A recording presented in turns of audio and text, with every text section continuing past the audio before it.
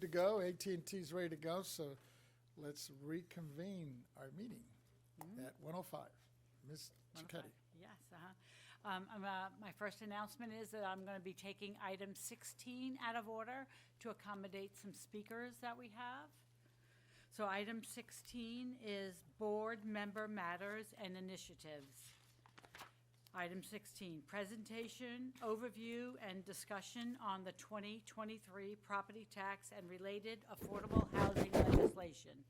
Perspective on current property tax and related affordable housing legislation, potentially affecting property tax assessments, valuation, exemptions, and related processes, or discussion and possible action. This item is being presented by Mr. Vasquez. Thank you.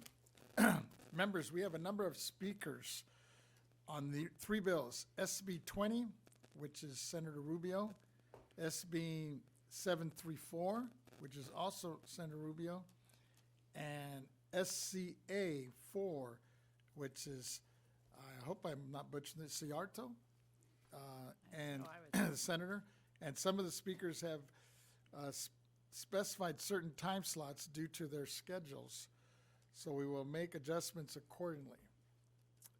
Also, rather than voting on each bill at one time, although it was brought to my attention, we might have to pull one out, but we will try to handle those we can together, and then if we need to set one out, we'll set one out. So with that, Ms. Cicchetti, if you would please introduce our first speaker. Okay, yeah. Thank you, Chairman. Just a reminder for you and the board members, per the request of the legislators who are speaking today, we have confirmed time-certain increments for Ms. Brielle Salazar, Regional Housing Trust Manager, San Gabriel Valley Housing Trust, from 1 to 1:20. Honorable Prang, the assessor in Los Angeles County, from 1:20 to 1:30. And Honorable Kelly Serrato, Senator, from 1:30 to 1:40. And Honorable Jim Rooney, assessor in Amador County, from 1:40 to 1:50. In order to respect the commitments made to them, we will call upon other speakers afterwards if we should have any, and we'll ensure that everyone has an opportunity to address each item.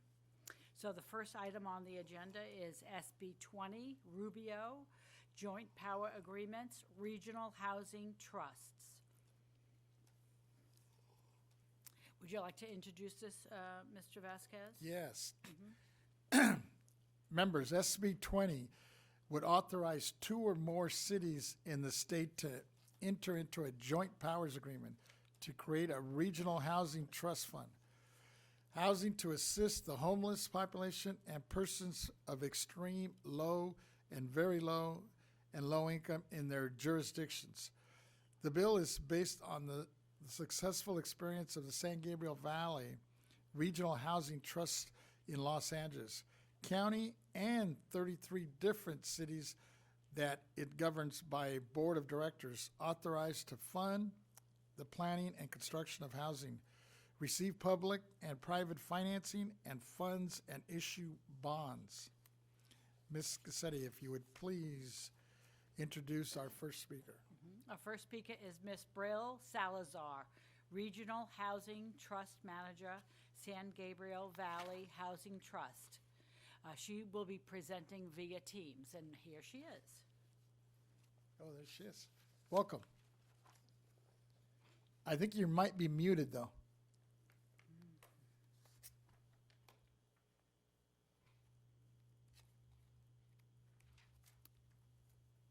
How about now? Try speaking now. Let's see. Are you able to hear me? Now I can hear you. Yes, now we can hear you. Okay, wonderful. Okay, well, thanks so much for having me. I'm going to share my screen right now so I can share a few slides with you. And just really honored to be here today to talk about our experience at the San Gabriel Valley Regional Housing Trust.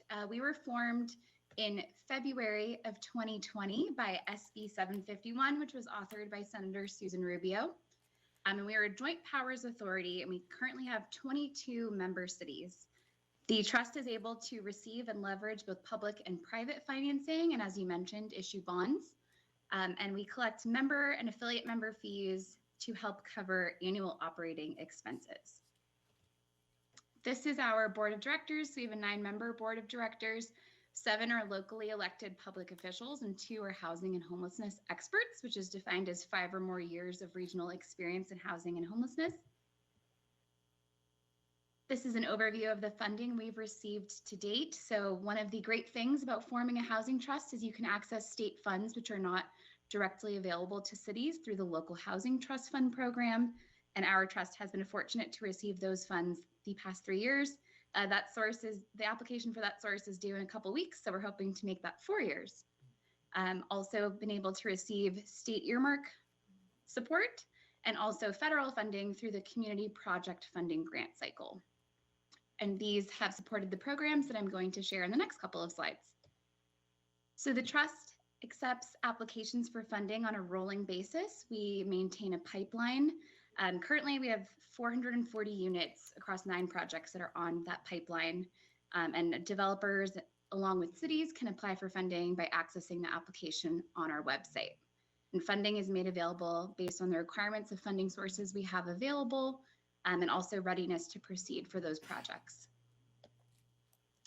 These are the projects we've funded so far. So in 3 years, we've been fortunate to fund 690 units of affordable housing. And you can see on the left the breakdown between the state sources and also the federal sources that have helped to support these projects. And it really shows the benefit of a regional effort, how we've been able to fund projects in several different cities throughout the San Gabriel Valley.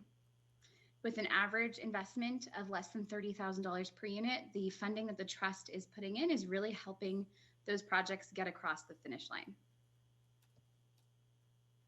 These are some of the renderings of projects that the trust has funded.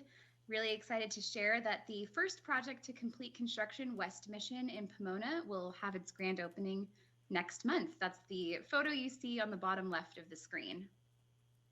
We're really proud to demonstrate how affordable housing can really benefit communities and how nice all of these buildings look. And then to continue to have funding, we developed a revolving loan fund, which will provide short-term capital for acquisition, pre-development, and construction. And this fund will recycle every 3 to 5 years. So that $7.8 million in investment will be able to be lent to projects, repaid, and lent to future projects. So very exciting opportunity to have funding in perpetuity. So far, we've been able to fund 2 projects with this fund, which has enabled us to also support single-family for sale housing. And we anticipate additional RLF loans at our May board meeting. On the other side of things, we're also doing homeless housing. The trust has opened 3 tiny home non-congregate interim shelters, 2 in the city of Baldwin Park, 1 for individuals and 1 for families, which was the first family tiny home site in the state, as well as Operation Stay Safe, a tiny home site for higher acuity clients in the city of Montebello.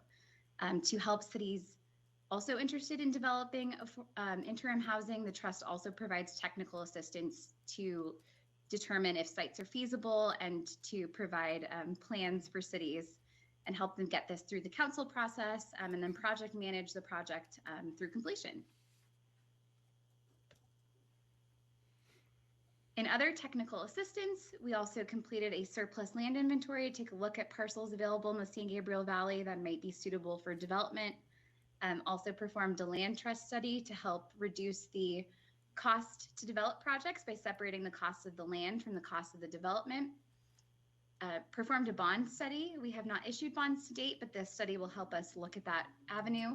And then we also have our affordable housing incubator, which provides technical assistance to developers and cities across multiple disciplines, including financial analysis, grant writing, and land use. And all of that comes together to really support projects from inception through completion. So from the technical assistance at the beginning, through the pre-development phase, and all the way through permanent.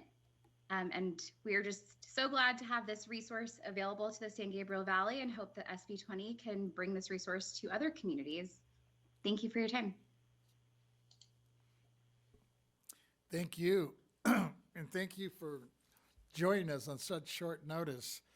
I was just curious, as we're moving forward, especially with joint powers in other cities throughout the state, what are some of your thoughts, especially for the smaller ones, in terms of JPA that are looking to start these housing trust funds?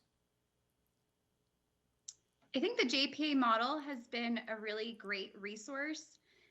We also had the benefit here of the Housing Trust is staffed by our Council of Governments, which is also a JPA, but this has enabled especially smaller cities to access resources from a larger agency.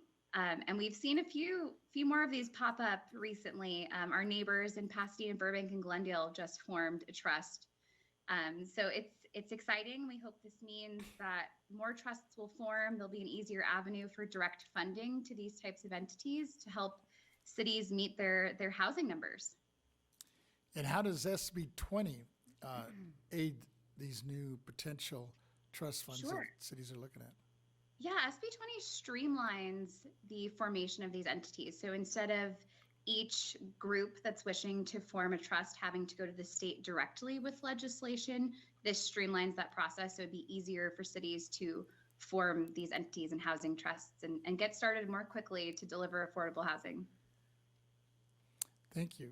Members, do we have other questions for, yes, Member Gaines? If I could, I was just talking to a sheriff deputy in the region here, and he had indicated there were some problems with, he was specifically talking about the homeless issue and providing housing where, at least up in this area, we've taken some hotels and converted them into affordable housing. And he says the big problem there, in his opinion, was maintaining them and making sure that he said in 5 years, some of them are so destructed that they might even have to tear them down. So I'm just wondering what measures are being taken through your trust just to make sure there's the right property management in terms of the assets that you manage.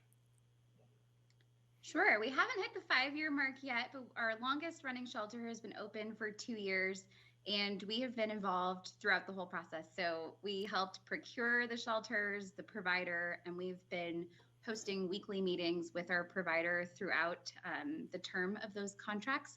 And I think that's another benefit to regional entities. It's more support for the cities that are hosting the site. It's access to additional resources. And there are some really great service providers out there that can help with those boots on the ground resources that are needed to run shelters. And I think in our experience, it's been particularly helpful to do things on this type of scale. So instead of having the county or a larger resource be the one behind operating a shelter, to have it on this more local scale has been really beneficial in terms of having control of the site and also to enact local preference and to make sure that the residents of the community where the shelter are located are benefiting from that resource. Great, that's wonderful. And then I was also curious, did you say there's 22 cities involved with the San Gabriel Valley Regional Housing Trust?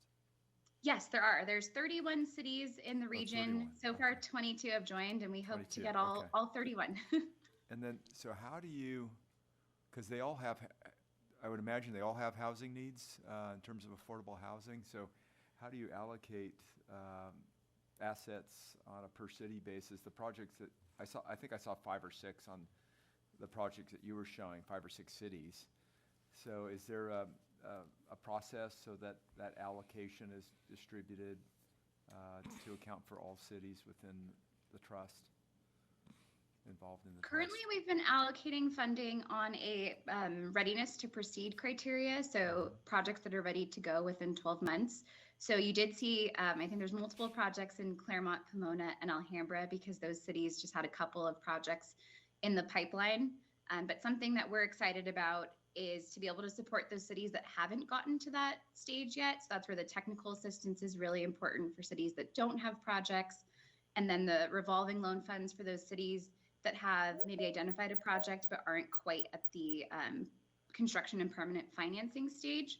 So at this point, it's sort of sorted itself out where we've been able to fund just the most ready to go projects.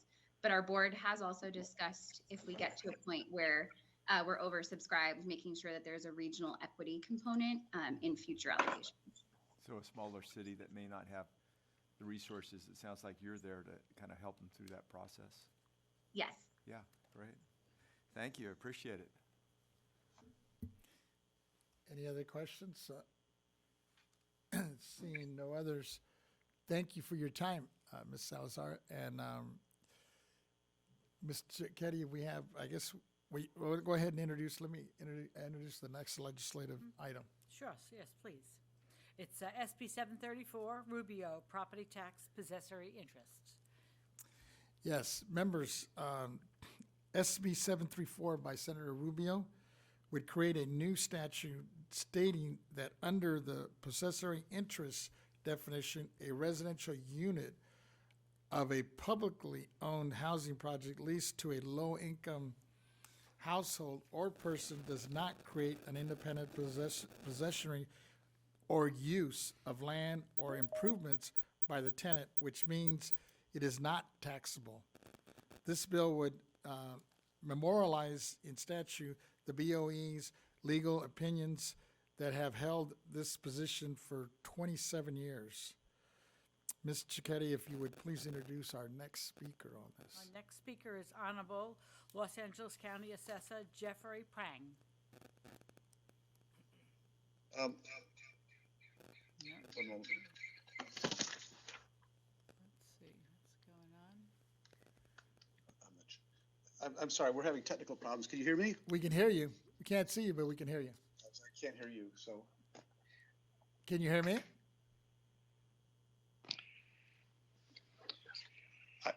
I don't know if you can hear me. I can't hear you, Oh, shoot. but I do have can you hear me now? I can hear you. Can All you right. hear us? Yes, yes, I can. I'm sorry Okay. that Teams doesn't work, phones don't work. We're trying to put this together with chewing gum and masking tape. But we can hear you, so go ahead. Thank you, Mr. Chairman, members of the board. I appreciate the opportunity to discuss this important issue with you today. So the work of the Board of Equalization is really instrumental to assessors, and I really appreciate your willingness to support our work as we navigate new challenges such as the growing concern over possessory interest as it relates to affordable housing development.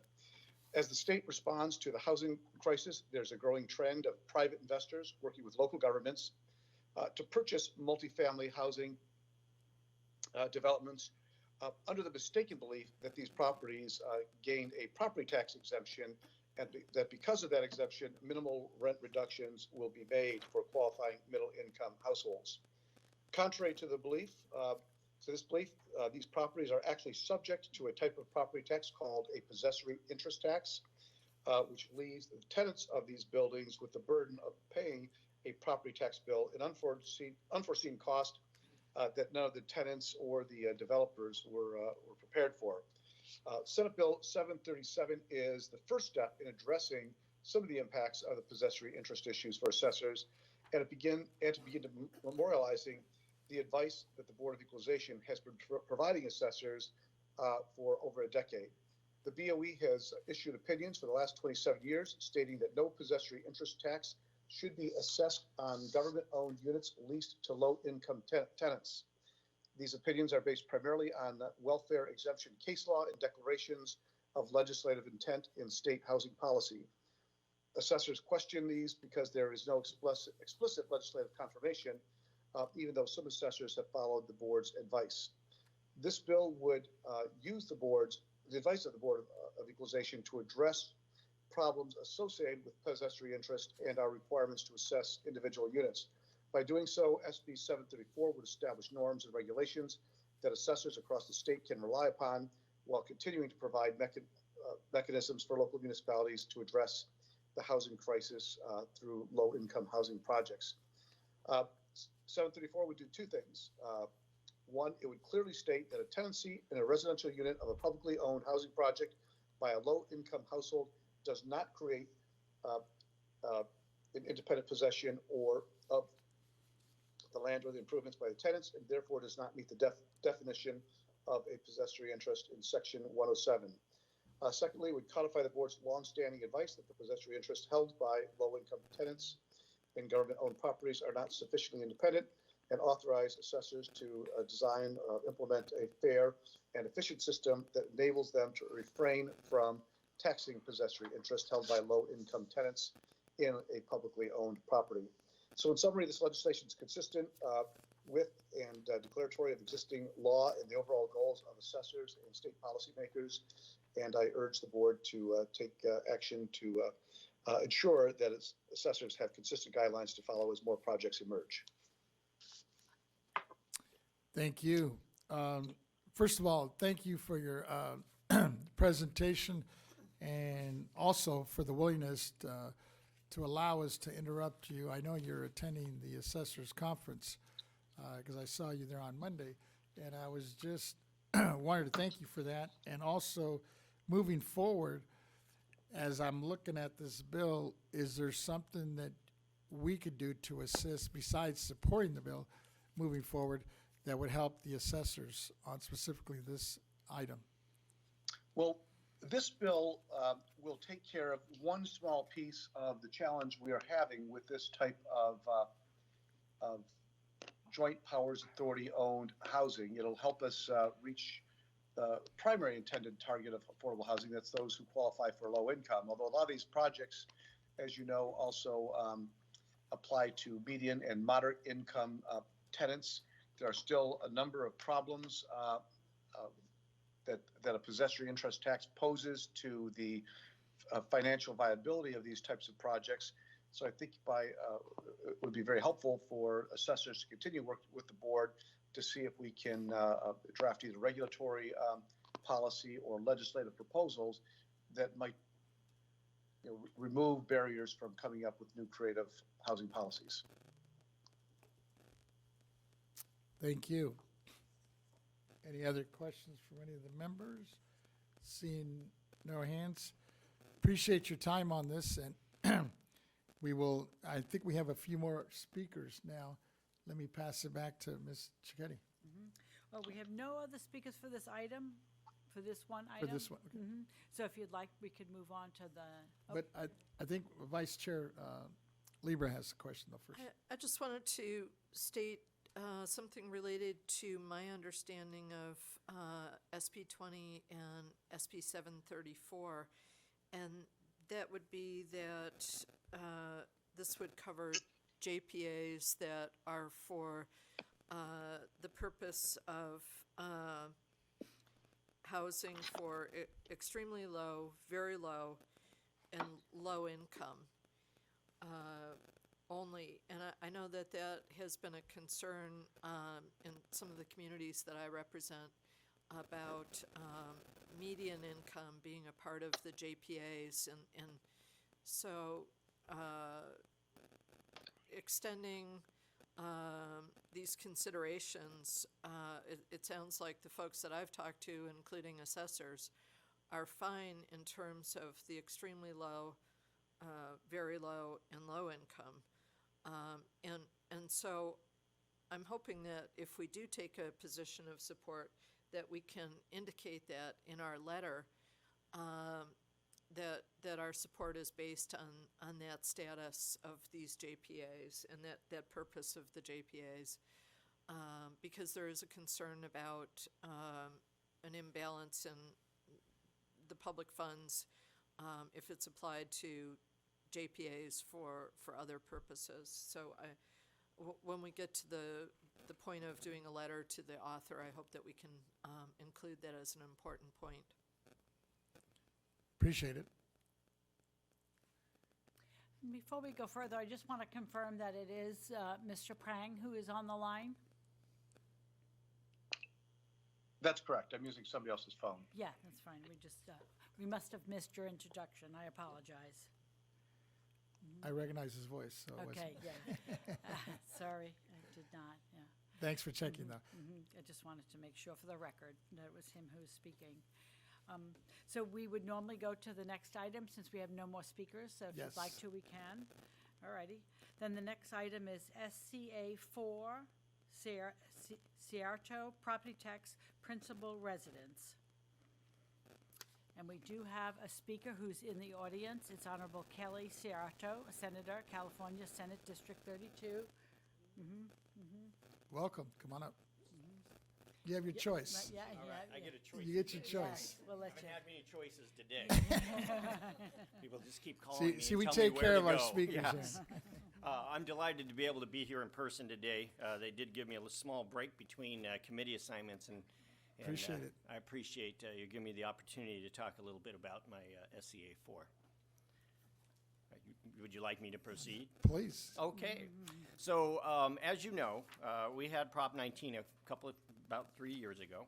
And Prop 19 was the Home Protection for Seniors, Severely Disabled Families, and Victims of Wildfire and Natural Disasters Act. In practice, what it did was reverse some of the protections offered to families from Prop 13.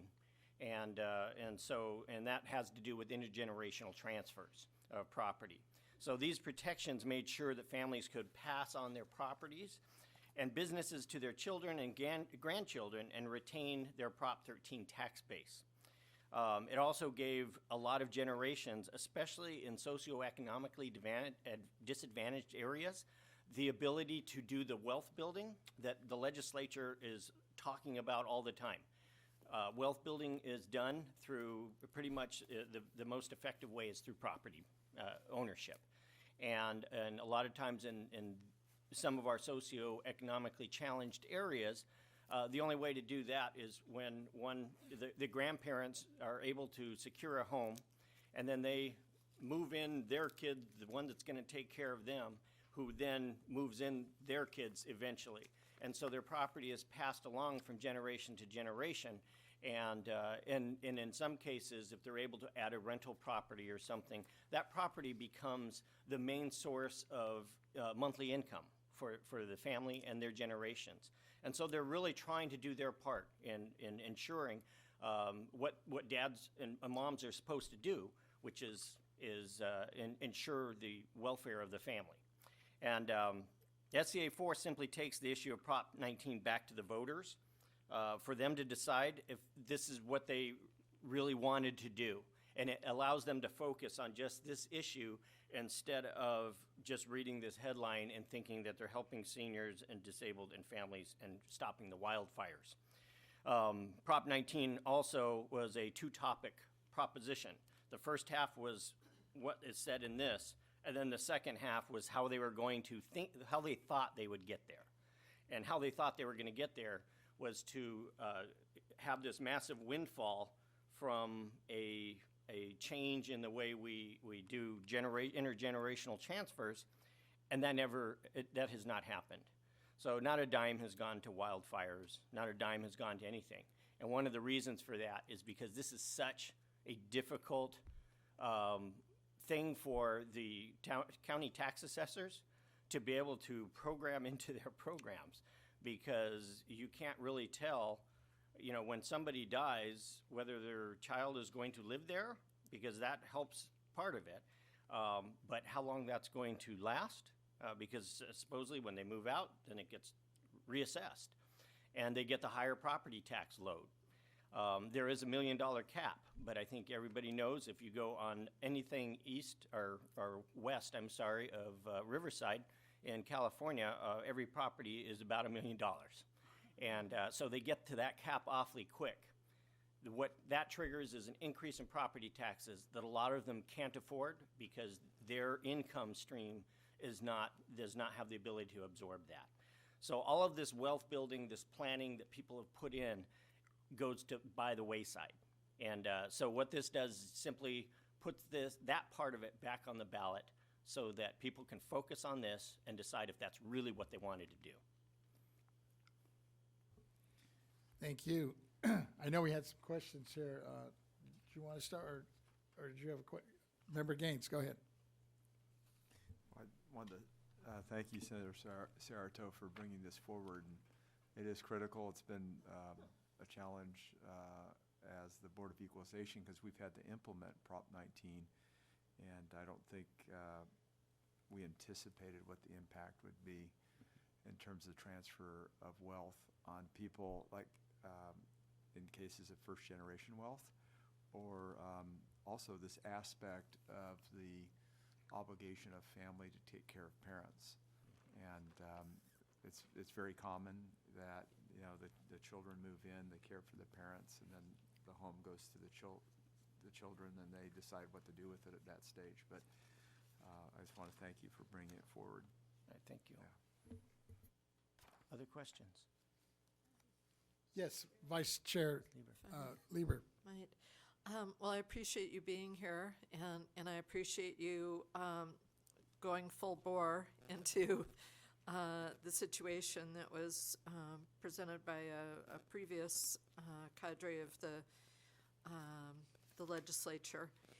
And we had a large number of calls under our public comment earlier in the meeting, and I anticipate that we will as we progress through this item fully. And I'm very keen to be able to direct people where they can most effectively engage. And my understanding is that the first policy committee that this will go to is on May 10th Yes. to Government and Finance Committee of the Senate.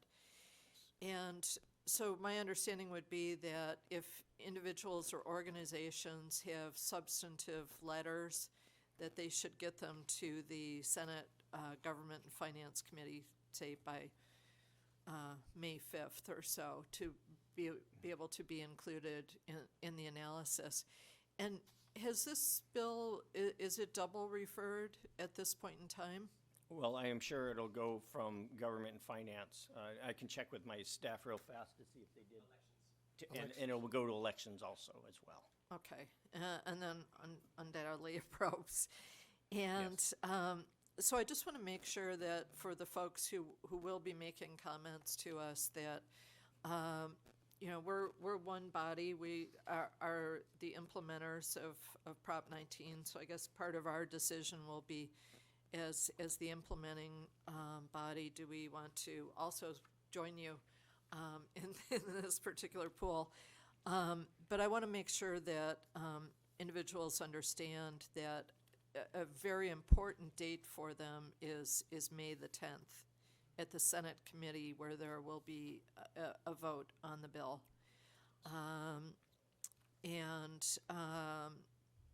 Then if individuals wanted to subscribe to changes in the bill, your office could direct them on how to get online and make that subscription so that they're held completely up to date and those kinds of things. So that's simply what I have to say. I have a lot of comments for later, but I'll hold it at that, just making sure that we, you know, fully apprise people of the opportunity to be the most effective in inserting their comments. Yes, Thank and I you. appreciate that because there's nothing worse than 1,000 people bombarding an office that has no say in what the hearing is going to do.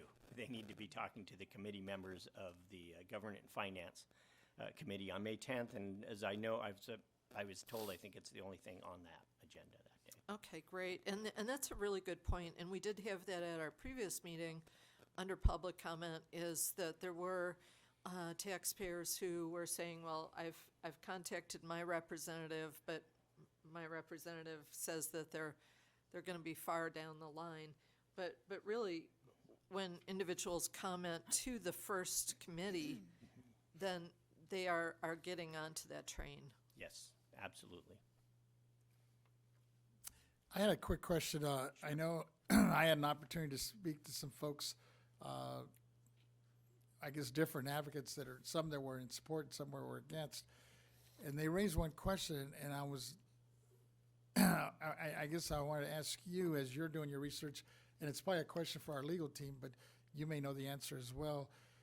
Is it your understanding that under the old, before Prop 19, I guess, was passed, that an individual who, let's say, is sitting on 5 properties and happens to have 5 kids that they want to will those over to, that they could actually will one to each individual without a tax burden? I don't believe that's how the law's written. The law's written the principal residence. That's what I thought. But it's Which- just for one, isn't it? Yes, the principal residence With or without Prop 19? of the parent. Right. With the current Prop 19 in place, the principal resident of the residence of the parent is the only one that can be, if the child moves into that, Right. they can assume it until they move out, and then it's immediately undone. Reassess. Yes, Now, that's under the current law. right. Prior to this one passing Prop 19, what was a parent allowed to do? Were they able to do multiple You could, homes to multiple? if you had rental properties, you could transfer it under Prop 8 or Prop 13 to, just like you would transfer your principal residence. So it's like a business, same Right. thing with the business, and that's where a lot of people, my wife is a tax person, so she sits on the front lines of surprise taxpayers.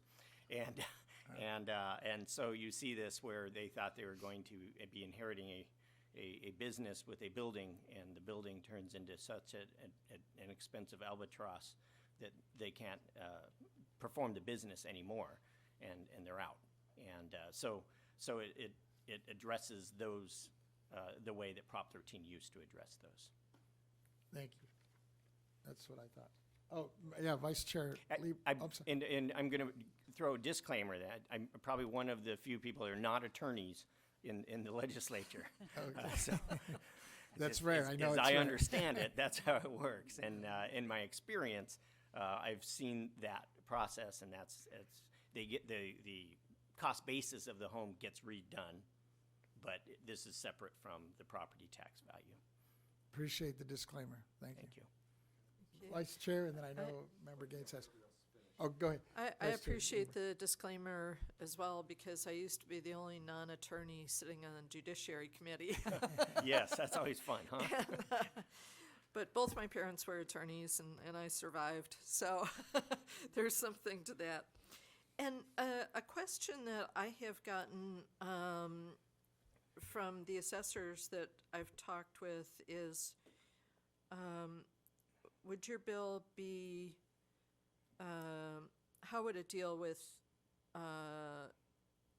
individual taxpayers that have, or an estate that has already gone through the process during the years that Prop 19 has been effective?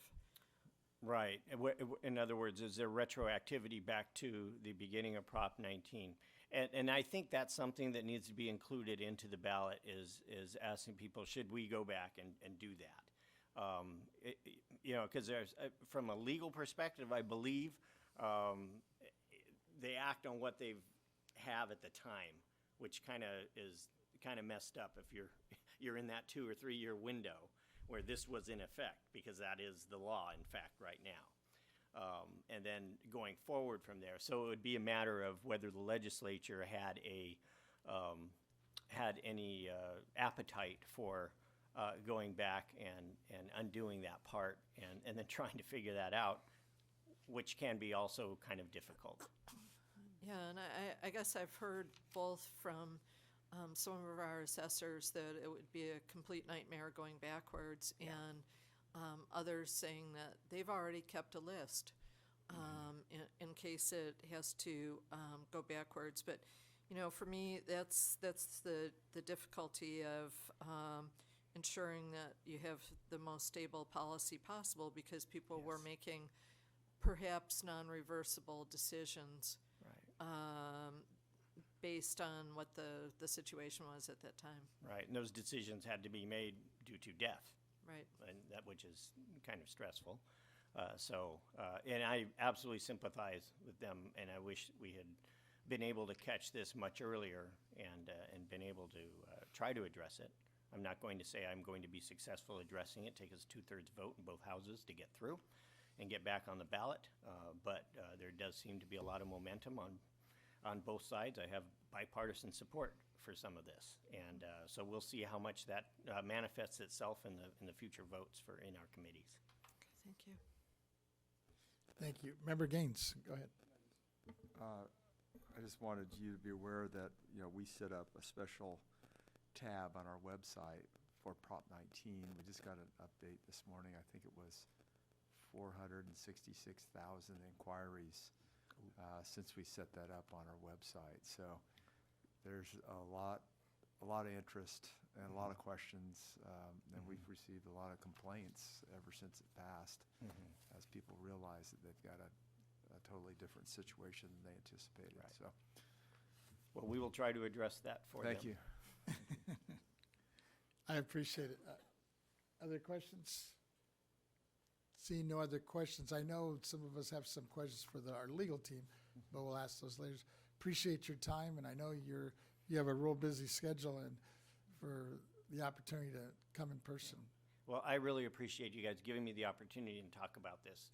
It's probably one of the most important legislative efforts that I have done so far, being in the Assembly the first 2 years and now in the Senate. And it's very important to a lot of people, especially in areas where I used to work down in LA and South Central LA area. And because I recognize what they've done to be successful and what they need to continue to do, and we're taking that away from them. No, I appreciate it. I get a lot of those calls back in LA. Yeah, Thank you. I could imagine. Thank you so much. Thank you. Alrighty. Mr. Keddy. I'm not quite sure if they're on the teams, but we'll call it out. Our next speaker is the Honorable Amador County Assessor, Jim Rooney. Not so sure if he's on. Let's see if we could see. Do we have someone on Teams? Let me see here. No, so Mr. Rooney is not currently on Teams at this time, and he was slated to be our next speaker. Did you want to go back to the questions that you had earlier that we waited for to ask Mr.? Yes, if there's we have nobody else. I just didn't want to hold somebody up that might be waiting. We don't have anybody else, but We have no other Rooney was the only speakers. one? Okay. All right, well, let me ask my questions and then see if by some chance he comes back on. And I don't know if maybe it's for Mr. Nanjo or somebody on your legal team there.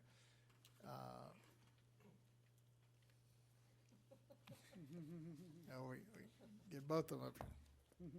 Between Mr. Young and myself, I'm hopeful should we be can able to answer get your it. question, yeah. Yeah, it was brought to my attention these last couple of days when I was talking to folks, especially as it centers around this particular I guess it's SCA4. And somebody brought up to my attention that before Prop 19, and I think I saw your head nodding back there, that you couldn't will over more than one property if you own, let's say, 4 or 5, and you happen to have 4 or 5 kids, to each individual without, I mean, you could will it to them, Right. but that they would be only one of them would be exempt, not all 4 or 5. Yeah, you are correct. So prior to Prop 19, Prop 58 and 193 were in effect. So they had the same requirement for the primary residence. If you were to do it in a will, you would have to designate one as their primary residence. But the difference is that under Prop 58 and 193, the old way, you actually had another provision in there. You had $1 million of assessed value of other property. So whether that other property is a secondary home, a vacation home, or a small business with a building, that would qualify under the other property. And then you can, it's base year. You have up to $1 million in base year to also qualify for that 58 and 193 provisions. So you could under the old one. Under new 19, there is no other property. It's just your primary residence, and it has to be the primary residence of both the transferor and the transferee. So it does remove some of those benefits from the old one. But it's only for the million, which would only cover one more, let's say, like you said, you have 5. Yeah. So one of them's the primary. Sure. So you get that one. Yes. Then the million would cover potentially a second property. It could. What about the other 3? It depends on what your base year value is on the other three.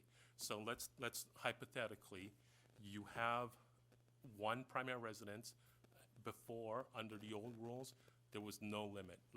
If it was your primary residence and it's going to be a primary residence, and you're going to transfer it to qualified heir, then they'll get that base year value without a value cap. So you're not touching your million. You have 4 more homes. The next one, its base year value is 200,000. So you can use 200,000, give that to the next heir. They would get the base year value associated with that property. You've now used up 20% of your $1 million. So your next one is a really nice home. Its base year value is $700,000. So now you've used 200,000 plus 700,000, that's 900,000. You have now 100,000 left of your other property that you can transfer.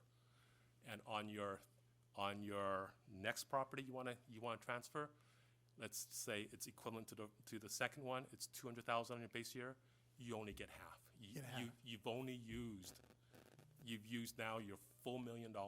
So there's $200,000. You can apply $1 million. You can apply $100,000 to it. You used half of it, and the other half gets reassessed. And the very last property, you've used up your full $1 million. You have nothing here. That one, when you transfer it over, will get reassessed. Will get reassessed. Yes. Okay. So they were correct, I guess, when they were saying that, because I was thinking that Yeah. you were able to do if you had 4 or 5 kids, each one would get one, but not necessarily. Well, it depends on the It value. all depends on the value, right? Right. Because once you exhaust the million, you could exhaust it on the second property, right? If Right. it's a real Correct. expensive Right. one. Yeah. Yeah. And then you're out of luck, or your Right. kids would be out of luck for the other 3. Yeah. Correct. Correct. So Yeah. if the properties are all, let's say you, by some very happy circumstance, they all the base year fit under $1 million, then you can transfer all of them. All of them. But usually not. But that's So, not gonna happen. It's a little tough. It depends on the area. Part of the board's function is we actually act as a clearinghouse. We track how much of that $1 million exclusion that you use.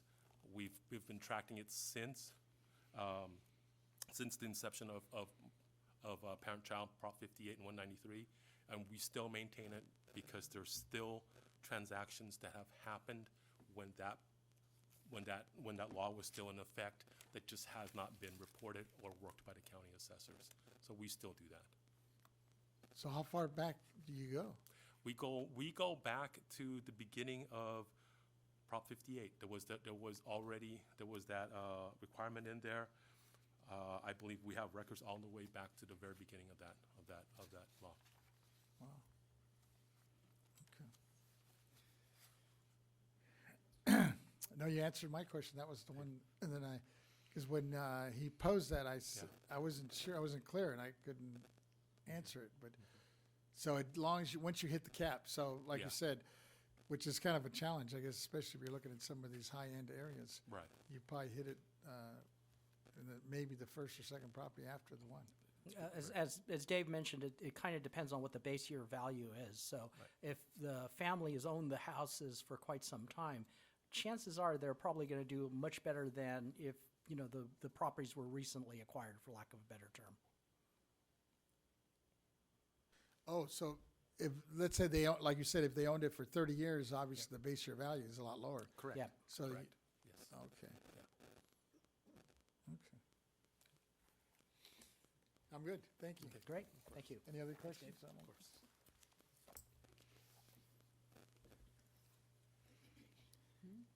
course. You want to see, let's see if Mr. Rooney's back. If not, I guess we can move on. Yeah, I don't have him on Teams. We're monitoring it, Oh, but it he hasn't has popped- not okay. joined on the Teams yet.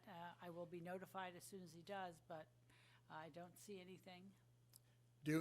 Why don't we can hold this item, right? Why don't we just hold in case he gets back on a little bit later, and we can go back to our agenda? We have a couple issues we could do. We Yes. have, on this item, we have quite a few written comments that have to be read into the record. Oh, well, let's do that. We haven't we usually take the written comments after we've heard public comments. So we could do that, but you guys haven't taken a motion or anything, or if you're not going to do that, we could just take a public comment based on the speakers. So I think we need to kind of make a decision. Are you guys going to take a motion on these? Or are you just want to take public comment on people because of the presenters? Well, I think I have a reading on the board, but let me throw it out and then see what the members feel. It sounds like there's a consensus, especially on the first two bills, and then when we get to SCA 4, I think we might want to separate that one out for right now, if we could do that. And I see a hand over here on my right from our controller. Deputy Chairman, Controller. thank you. Just want to also commend you and your staff for bringing these important pieces of legislation forward. At this time, the controller has not taken an official position on these three pieces of legislation, nor have I had the chance to brief her or the legislative team. So I will be abstaining on her behalf. Thank you. Appreciate that. Mr. Chair. Yes, Vice Chair Lieber, I'm sorry, go ahead. I had a question. Was the speaker that we were still anticipating to speak on AB 362 or AB 1492, or were they SB4, SBA 4. SCA SCA 4. 4? And so will we be taking up 362 and 1492? That was my recommendation, Okay. because I think there's a consensus there. Yeah, I think if we take public comment just on SB 20 and SB 734, that there are probably a significant number of people who are waiting to comment on SCA 4, and they'll be trying to comment. So I'd like to suggest that we take all the public comment at once, just Sure. for efficiency's sake. So maybe we should keep on going through 362 and 1492, if that's what Sure. you'd like to do. Those items were stricken from the agenda. Oh, okay. Those other two items that you had, and I'll have my agenda handy here. Let me take a look at it really quickly, that were removed from the agenda for discussion. So those other two legislative items were not. AB 362 and AB 1492 were removed from the agenda, so of course we cannot discuss them. Okay, that makes At it this time. a lot clearer, then we don't have to Okay. worry about that. So if you would like to take public comment based on the speakers at this time, or did you want to take a motion? Well, I was suggesting that maybe we take, well, you know what, let me make a motion on the first two and see if that goes anywhere. Which was the SB, I guess it was 20? Yep. And SB 20. SB 734. I like to move those in support now, because I guess we're still waiting. And I have a second from my vice chair.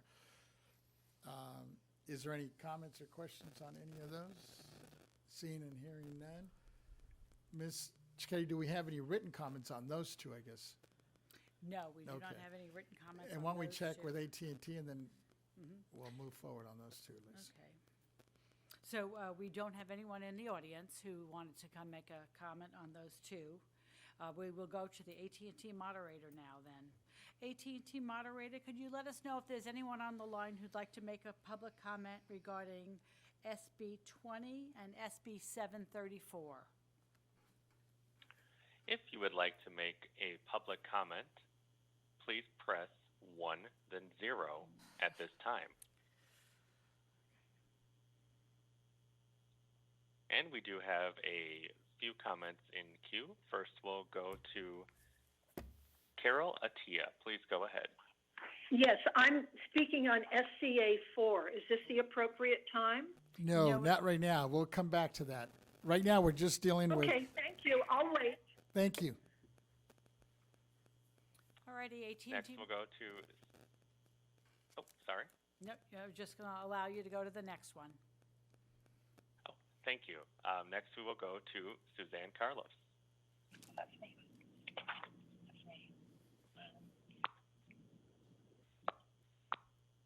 And Suzanne Carlos, your line is open.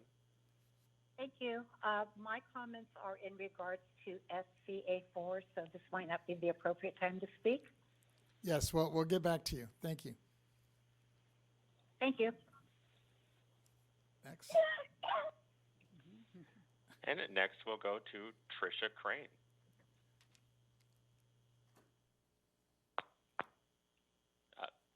Tricia Crane, your Hello? line is open. Hello, your line is Oh, open. hi.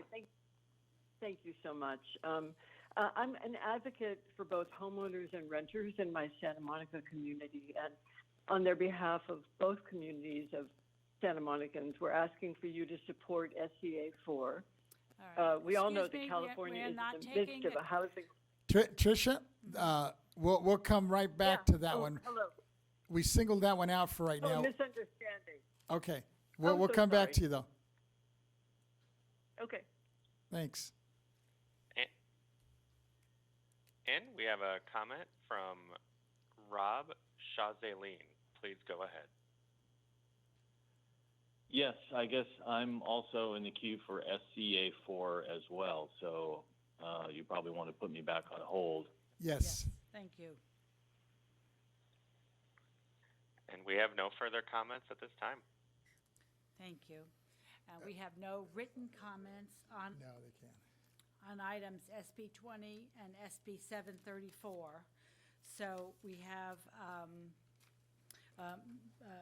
Chair Vasquez has made a motion and Vice Chair Lieber has seconded that the board members support SB 20 and SB 734 as published today. Yes. All righty, so I will take roll. Chair Vasquez, before you process Yes. the vote? Oh, Okay, yes, I'm sorry. Just wanted to make sure that we have clarification, if, should this pass, as we draft the support letter. Vice Chair Lieber, can you restate some of your concerns that you would like to be included in the letter? Well, as drafted currently, the bills include the extremely low income, very low income, and low income categories. So I'd like to cast our support as for that at this time, rather than if median income is added into it. I think there's a consensus for the extremely low, very low, low income. Okay. I think I understand, and we'll be able to put that letter together. Yes. Thank you. Okay, Thank you. great. Thank you. All righty, we'll take the roll then. Chair Vasquez, Aye. Vice Chair Lieber, Aye.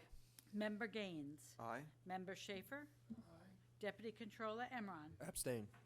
Thank you. All right, so we do have a majority there.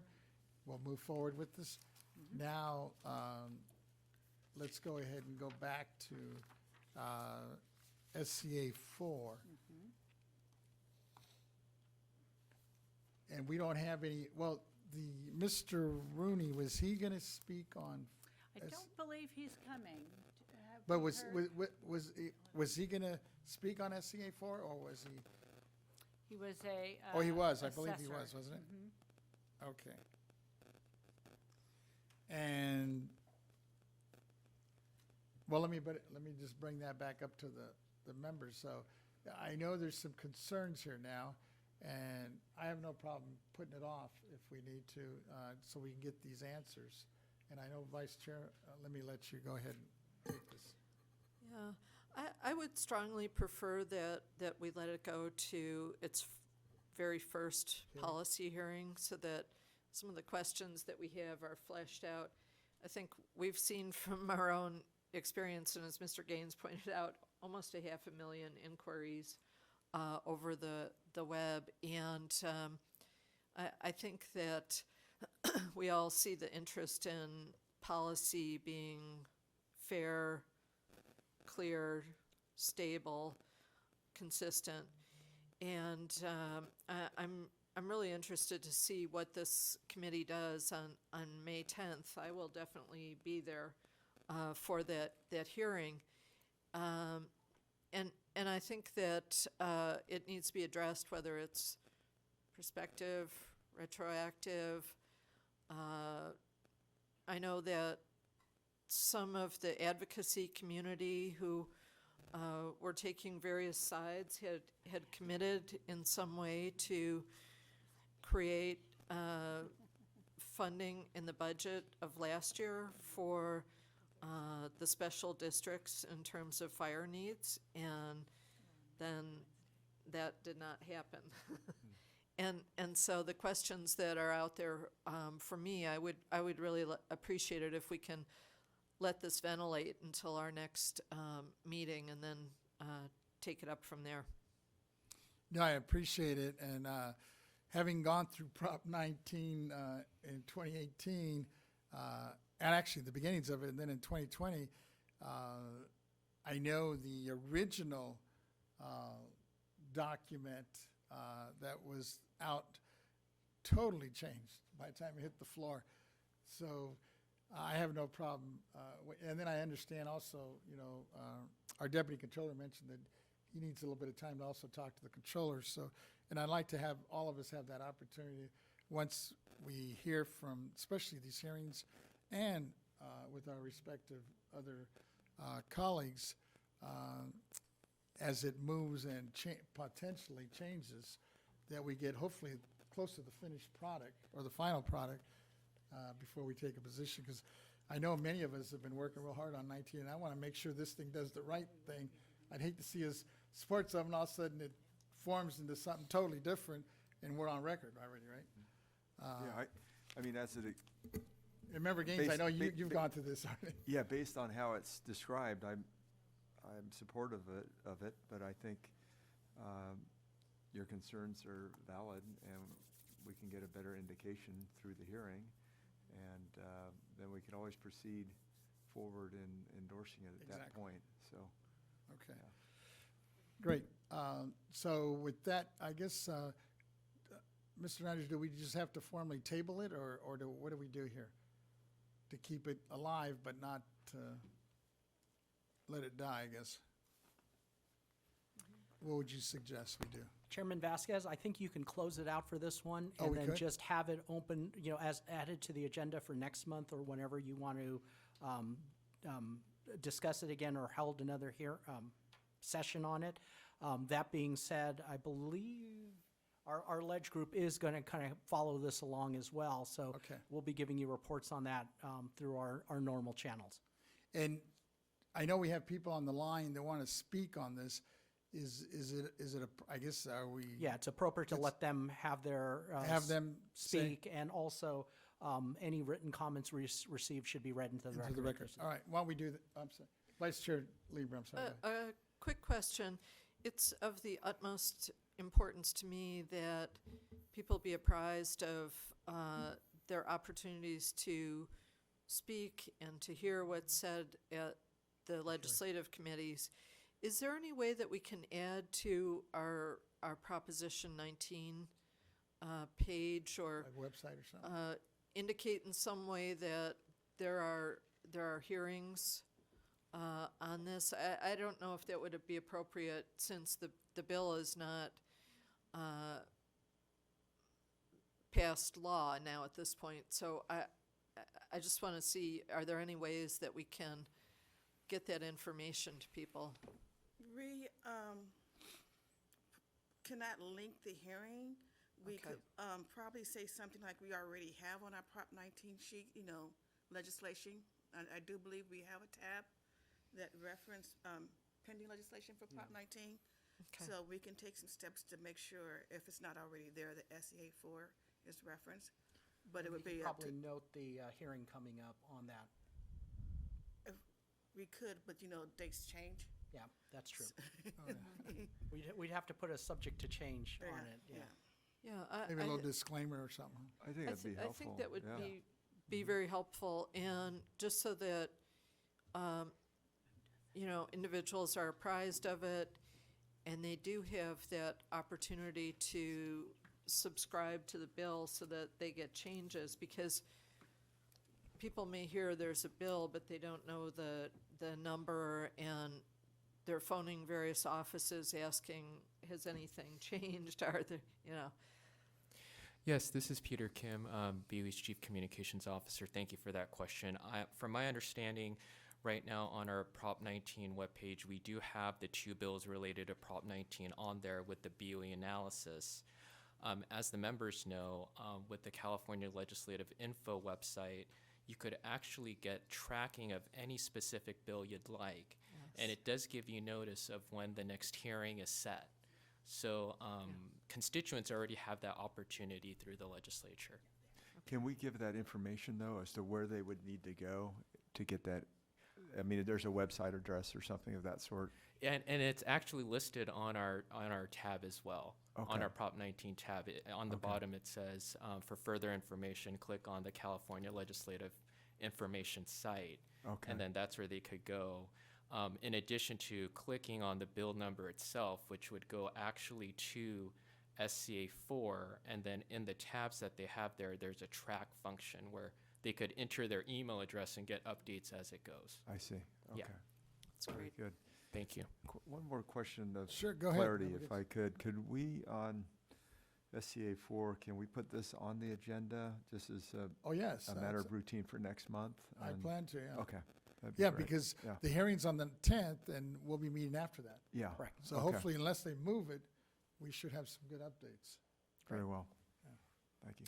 Thank you, Chairman Vasquez. Thank you, Vice Chair Lieber and members. Thank you. So I guess, do we start with reading into the record first, or the public comment? Public comment. Let's do the public comment, because I know we have people waiting. Yeah. All righty, so I'm going to make an acknowledgement that there is no one in the audience who's wants to come forward to make a public comment on SCA 4. So we're going to go to the AT&T moderator. AT&T moderator, can you please let us know if there's anyone on the line who would like to make a public comment regarding item 16 with reference to SCA 4? If you would like to provide public comment regarding SCA 4, please press 10 at this time. And first, we will go to Megan Subers. Please go ahead. Yeah. Thank you, Chair Vasquez and BoE board members. Really appreciate the conversation this afternoon. My name is Megan Subers. I'm speaking on behalf of the California Professional Firefighters to communicate our opposition to SCA 4. The California Professional Firefighters represents more than 34,000 career firefighting and emergency medical services personnel statewide. This measure repeals portions of Prop 19, which was adopted by the voters in 2020 and was supported by the CPF. As you know, Proposition 19 enacted several reforms to California's property tax law. First, it expanded provisions to protect homeowners and vulnerable groups such as seniors, wildfire victims, severely disabled by expanding the ability for homeowners to exercise a base year value transfer from one county to another. It also included the second provision to revise the property tax reassessment requirements on inherited properties. These important changes adjust how properties that are transferred between parents or grandparents and their children or grandchildren will be reassessed. And reforming the intergenerational transfer policies were subject to significant discussion in the legislature and were subject to a 2017 LAO report, which suggested the legislature may want to revisit the inheritance exclusion. Under Prop 19, the revenue generated by these provisions is dedicated to local governments and the critical services they provide, including fire and other public safety services. The LAO performed another analysis of Prop 19 and found that some of the provisions of the proposition decrease property tax, others increase them, which on balance is likely to create a net positive on property tax collection. Property tax revenue is vital to support local services, including firefighting, emergency medical services, and education. And for these reasons, CPF is respectfully opposed to SCA 4. Thank you for the opportunity to share our perspective with you today. Thank you.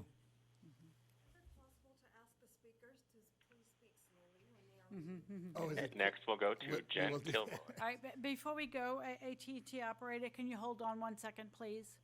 I just Sure. wanted to make sure the chairman, Mr. Vasquez, knows that there are 17 people in the queue to do, and I have about 20 items to read into the record. Did you want to change the time per person, or do you want to still continue to keep it at 3 minutes?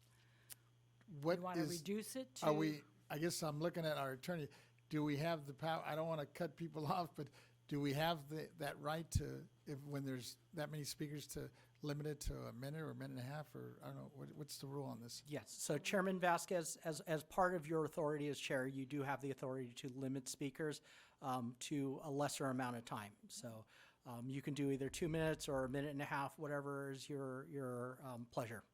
What, why don't we do a minute and a half? Because I know people have been waiting. And at the end of the day, for those that are in the queue, we are going to take this up next month as well. So they'll have another opportunity at it, right? Depending on what happens on. That is the correct, hearing. and they're always free to submit written comments as well, so. Okay. Thank you. If people are comfortable with that, we'll go with the minute and a half. Quick question, if I could. Are, Member Gaines, go ahead, what I'm are sorry. your thoughts about asking questions? So we have callers coming in. Can we ask questions too? And I don't think we can legally get in a dialogue, but we could ask maybe staff. Is that what are you referring to Well, staff or to the to speakers? the callers. Or to Yeah, the can callers? we respond to the callers? You could, because this is an agendized item, you We could, I can guess. ask clarifying questions to the callers. Okay. But given the number of callers and comments that you have, be careful because you could burn up a lot of time doing that, obviously. Okay. So, thank you. Could I ask a question? Sure, go ahead. I don't know if Megan's still on the line with California firefighters? Professional Firefighters. Go ahead, see if she picks it up. Megan, are you there? We have to Okay. ask the AT&T Hello, this- moderator, is the last caller still on the line to be able to open up her line? I'm going to try to locate the line. Just one moment, please. Thank you. That's AT&T. That's the operator that's organizing the calls. Oh, it looks like she disconnected. Okay. She may be listening. Maybe if she comes back Yeah, on, just we'll call her. one thing that I would like clarification on would be, is that position steadfast, or is there any room for negotiation? With the firefighters, you mean? With the firefighters, given the many challenges we're having with our constituents. So I'll just leave that question out there, and maybe we can get a response at some point. Right, thank you. Thanks. All right. Okay, let's go to our Yeah. next speaker. I just want to make a statement then. From this point forward, we're allowing the call-in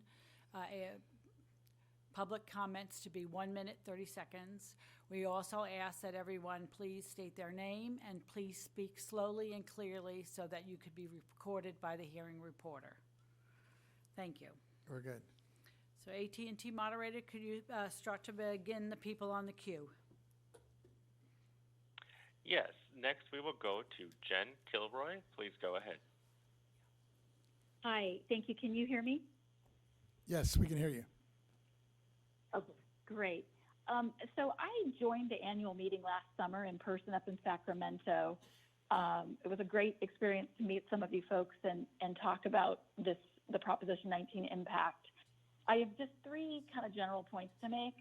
I think today's dialogue about Proposition 19 illustrates beautifully that even our government representatives are not totally versed on the wicked impacts that this proposition is going to have. And I'm totally empathetic. You have very busy jobs. There are oodles of bills to track, but the magnitude of this impact is going to be catastrophic in my eyes. I think it will change the fabric of this great state far for the worse. And 95% of people in the state have no idea it's coming or it's here. I was a signature gatherer when we were trying to get this put back on the ballot. Very troubling to me was, the deceit that was used by the groups backing this proposition were incredibly deceptive. They played on the heartstrings of disabled people and fire victims without being forthright of what was being given up. The fact that you were making a major trade of something that was in place for 35 years in our state. And ironically, the putting forth of this bill will actually impact, or has already, quite a few disabled people that were banking on getting their family home. All righty, excuse I me, think Ms. Gilroy, time has expired. can I have 30 more seconds, please? I just think the Attorney General should police this. We shouldn't have deceptive stuff. And my biggest concern is the rental market, the mom and pops that serve the school teachers, that serve the garbage collectors. That all of those affordable housing units are being wiped out by this. Nobody's talking about that. Nobody's looking at that. So thank you very much. Thank you. Next. Mm-hmm. I know it's going to be tough And for people to next hold we'll- it down to a minute and a half. Next, we'll go to Karen DeLumi. Please go ahead. Yes, can you hear me okay? Yes, go ahead. Okay. I am for SCA 4. I have a disabled relative. I am a mom and pop with rentals. And we get hit. My family gets hit once I am no longer here. This thing was very deceptive. Even the person who did the changes last minute referred to, oh, I guess there's some collateral damage. It was so badly thought out. The way it was able to overturn something that normally takes 2/3 of a vote. I mean, it just boils my blood that this thing even passed without the right amount of thought. I could go on and on. I think it's a very sad day for California if this thing does not get overturned. And our community needs people of all levels, and basically you're pushing them out. And as someone who rents to people who are on assistance, you're basically going to be paying twice. I have to either raise the rent or the people who if housing decides they don't want to pay the higher rent, well, I can't rent to them anymore. So we lose on the whole thing having to do with affordable housing in so many ways. And my disabled relative, Ms. DeLumi, your time has very well expired. turned his place into. Excuse me, Ms. DeLumi, your time has expired. Thank you. And next, we'll go to Jennifer Kennedy. Please go ahead. Hi there, this is Jennifer Kennedy. I'm an attorney in Pasadena in Southern California. I've been an advocate against Prop 19 since the 2020 election, and I'm so glad, thank you so much to Senator Sayardo and the co-authors for introducing this SCA 4. I agree with every adjective used so far, including wicked, catastrophic, devastating wipeouts, because that is what Prop 19 has been to our 35 years of protection that we had, extending Prop 13 protections to transfers of property between parents and children. And the campaign, again, for Prop 19 was so deceptive. It had so many moving parts, and it misled the California voters. And so I really would love to see SCA 4 be approved. I do hope on May 10th that the Governance and Finance Committee actually allows it to be heard, because you might remember Senator Pat Bates had introduced SB 668 to create a grace period to Prop 19. And back then in 2021, that committee held the bill. They didn't even allow it to have a hearing to create a grace period. So my fingers are crossed that they actually give this a hearing. I fully support the repeal of this horrible, pathetic excuse for a parent-child transfer exclusion that Prop 19 dreamed up. And I sincerely hope that we can see the reinstatement of Prop 98 and those protections for property transfers. That's what our California Ms. families Kennedy, your deserve time has to expired. create Thank you. generational wealth. Thank you so much. Thank you. Next, we'll go to Mary Elisa. Please go ahead. This is Mary Eliza speaking on behalf of the Mission Street neighbors in San Francisco. We support SCA 4. And now that I've heard some of the details, I'm kind of appalled in a way that what we're hearing about the huge number of inquiries, the fact that I guess there's been no money that's actually gone to the recipients, or if there has been, it would be really good to have that in the next report at the next meeting that you hold. And I guess I just do want to thank you for having this information and letting us know how to respond to this in writing when we file our position papers. That's a really good thing to know. And I guess if I were going to buy property for my kids, I would definitely not want it to be in the state. Thank you. Thank you. And next, we will go Rob Chazeline. Please go ahead. Thank you. Thank you for the opportunity. My name is Rob Chasline, and I'm a third-generation San Franciscan, and was fortunate enough to have parents that could help me buy my first house in 1992, where I still live. But my parents were not occupiers of the house, and we went in on it 50-50. So now, when my mom passed away in 2022, I'm going to take a huge catastrophic increase in my property taxes. We also own a small business that was owned by the family. The same thing is going to happen. We're not high income earners. We're just moderate income people. And this is going to be devastating, just financially devastating to people like us who don't fit that little thing where you get an exemption. I feel like this is Prop 13 being repealed completely because it is going to really impact us financially, and I hope that there's a chance that this can be fully repealed because we don't qualify for any of the exemptions because my mom didn't live there when she passed away, so we're stuck holding the bag. Thank you very much for letting me have a chance to voice my opinion. Thank you. Next, we'll hear from Rachel Remet. Please go ahead. I'm a native Californian. I live with my family of origin, so this has been my home for about 50 years. My career is an artist. I'm a low income, but I bring great joy to others with my work. One of the main reasons I can be an artist is because I live at home. To help financially in the future, my mother had advised that I could rent out a room or the house. With Prop 19, that option is gone. Upon my mother's death, the taxes will be so high, I may have to sell my house. What would I be able to afford in California? I may have to move out of state, leaving the only home I've ever known. My mother's just had a heart attack, and I know that our time is limited. And I'm terrified that I will lose my home. I'm asking for my protections back. Please support SCA4. If I can't pay, I can't stay. Thank you. Thank you. And next, we'll hear from Tricia Crane. Please go ahead. Hi there.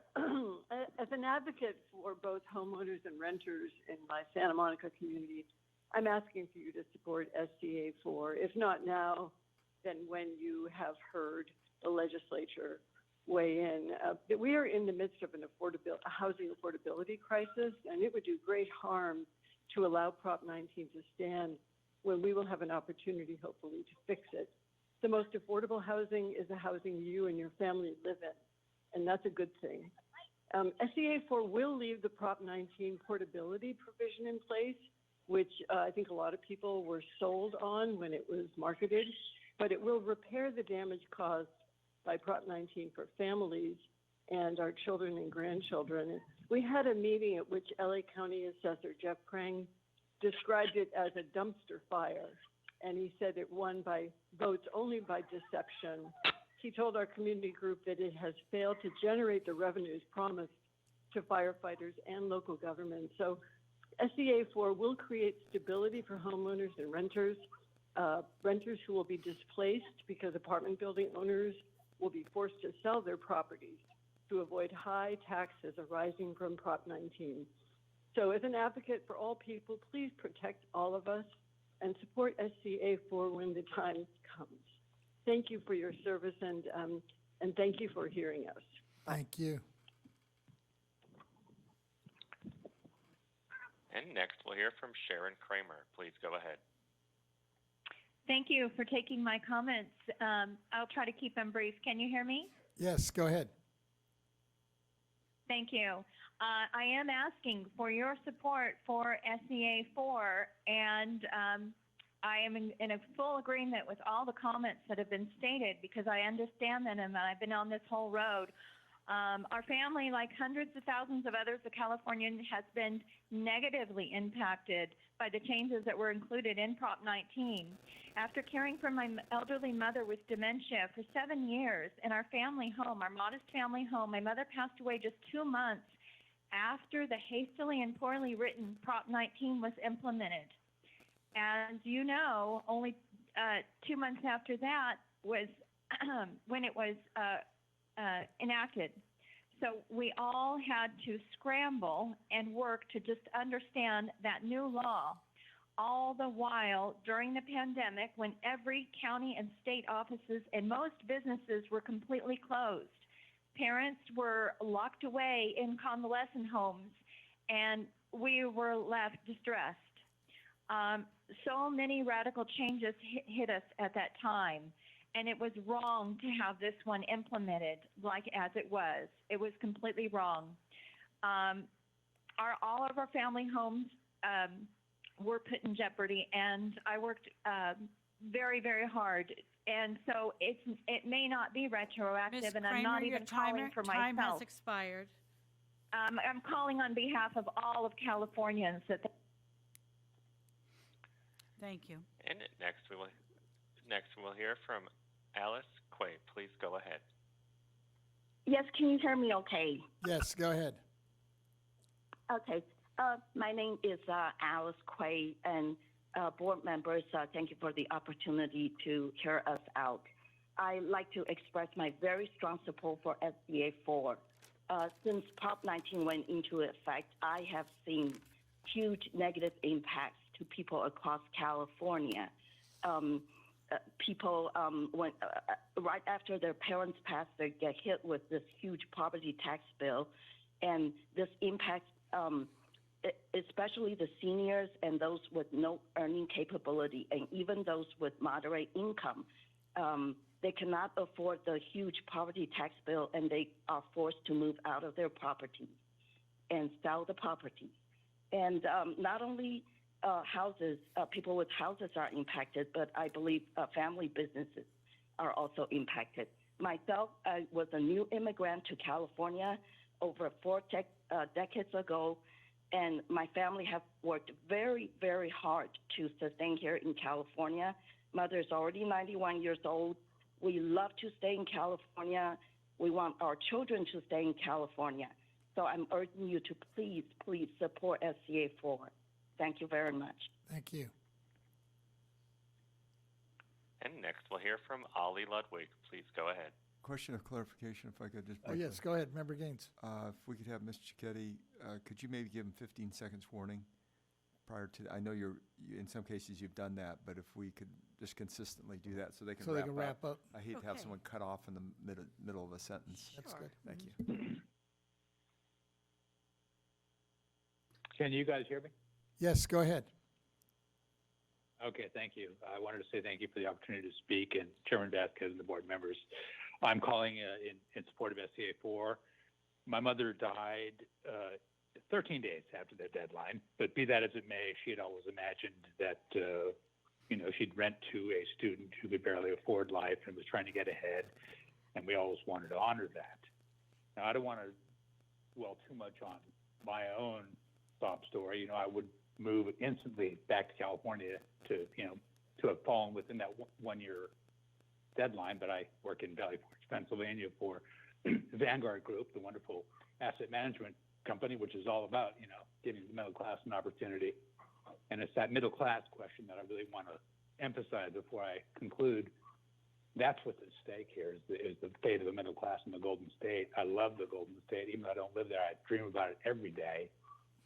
What's going to be left if this law remains, the law that Prop 19 engendered, is going to be a very wealthy class and a very poor class, and it will gut the middle class. And I don't want to emphasize my sob story about how Prop 19 changed everything. I want to emphasize that the middle class in California is what the magic of the Golden State is all about. 15-second warning, Mr. Take that Ludwig. away. Mhm. Thank you. Thank Take you. the middle class away from California, and that's it. Game over. So SCA 4 is a good chance for a do-over because COVID-19 and the crazy election of 2020, people weren't paying attention to the salient issues. This will give them a chance to do so. Thank you. And next we'll hear from Roberta Dax Rundenau. Please go ahead. Thank you very much. I actually read Proposition 19 and voted against it, but unfortunately, not many people read past the wildfire benefits. to seniors. So I'm in Los Angeles. I'm also in Lake Arrowhead. Lake Arrowhead, people there don't know either. It is a resort community, second homes, generationally passed from generation to generation. They don't know what's coming. It will be devastating to small communities like that have enjoyed their family homes. And if there's, more than one child, that's not the primary home, obviously. So this is really, it was devious. And hearing about this $1 million value from Proposition 58-193, our real estate values in California have gone through the roof. Maybe the $1 million needs to be adjusted there as well. I'm a housing provider, mom and pop. I have a couple of them, and I provide good service. When I'm gone and that market value takes over again, my son that I worked so hard to pass this on, he will have to sell it, and who knows who will buy it. But please support SCA 4. It needs your support. It needs the entire legislature's support to help California. And 15-second people don't warning. know what's coming, and that's heartbreak. Thank you so much. Thank you. Next, we'll hear from Inga Doimer. Please go ahead. Thank you very much. I am a native Californian, and now I'm a senior. And the only reason I have a roof over my head is because of my grandfather. I have been here in the house that he purchased the year I was born all this time. And when I inherited in the 70s, thank God it's been here for me. I don't know how to tell you what it's meant and the fact that I have it and a roof over my head now. I am just appalled at what happened. I went out and tabled and had petitions signed and whatever to try and inform the public on a really devious ballot measure that was, I was also the first female firefighter back in my 20s, and I'm certainly not there. And I, as a firefighter, wouldn't have supported this stupid bill. So I really encourage you, my little city is the gentrification that has happened. People come in from out of area 15-second warning. and buy up a property for $1 million, and yes, the middle class or the lower poor people are gutted by this bill. So please support SCA 4. Please. Thank you. Thank you. And next, we will hear from Evan Chris. Please go ahead. Yes, I'm writing in strong support of SCA 4. I believe that Proposition 19 was it was a very, very poorly written bill, in which, most people, when they're looking at the countless propositions on the California ballot, don't always have time to read them all thoroughly. I, on the other hand, do, and a lot of people call me to ask me what they mean. And the way Prop 19 was worded, it sounded great. Hey, yeah, help the wildfires, you want more funds for that, help seniors and disabled people. And they did not read the part about Prop 19, in Prop 19 where it affected the property values.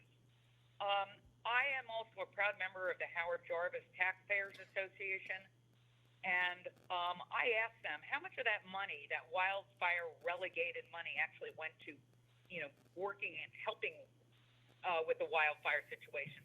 They told me none to date. I would like to know where the hell that money is. Why is it? What is it being used for? And why are you taking homes away from people? I moved in with my mother 10 years ago. We bought that house in 1972. I'm in Northern California. I moved in with her 10 years ago. 15-second warning. And I stayed with her for those 10 years, taking care of her until she passed in 2022. And then I was slammed with a tax bill 5 times what she had to pay. This is wrong. Please address this situation. Restore Prop 58, restore Prop 13, repeal the death tax penalty in Prop 13. In the Prop 19, that overrode the Prop 13 benefits. Thank you. Thank you. Next, we'll hear from Vaughn McGuire. Please go ahead. Hey, everybody. Vaughn McGuire. First, I'd like to thank Senator Ciarto and the other co-sponsors. Regardless of how this shakes out, I'm really grateful to see somebody standing up for the middle class in California. Also very grateful for Howard Jarvis, the Taxpayers Association. In our case, Prop 19 literally unwound 42 years worth of very careful planning on my mother's behalf. I was born permanently disabled, which, you can put in the negative column. In the positive column, though, I had a mom that was very conscientious of her son's needs. And when I'm 54 now, when I was 12 years old, my mom realized my son may not be able to work for very long. His body, he just has too many issues. And when I was 12 years old, she bought a duplex with the idea that if we ever actually got it paid off, that I would have income when she was gone. And my mom did not make a lot of money. She was a nurse back when nurses didn't make very much, but still managed to do this. Eventually got the mortgage paid off. And when I was 44 years old, so 10 years ago, my body just blew apart and I couldn't work anymore. And in the last 10 years, I've been relying on the income stream from that property for me to pay my rent. And 15-second warning. Prop 19 passes. Thank you very much. Prop 19 passed. Now I will eventually be taxed out of the building when she's gone. Not only that, we have two low-rent tenants that are under rent control that will also likely be forced out. So it will take away my income stream, unwind 44 years of planning, and likely displace two low-rent tenants. I don't see how this is helping the state of California whatsoever. So thank you again. Thank you. Next, we'll go to Carol Attia. Please go ahead.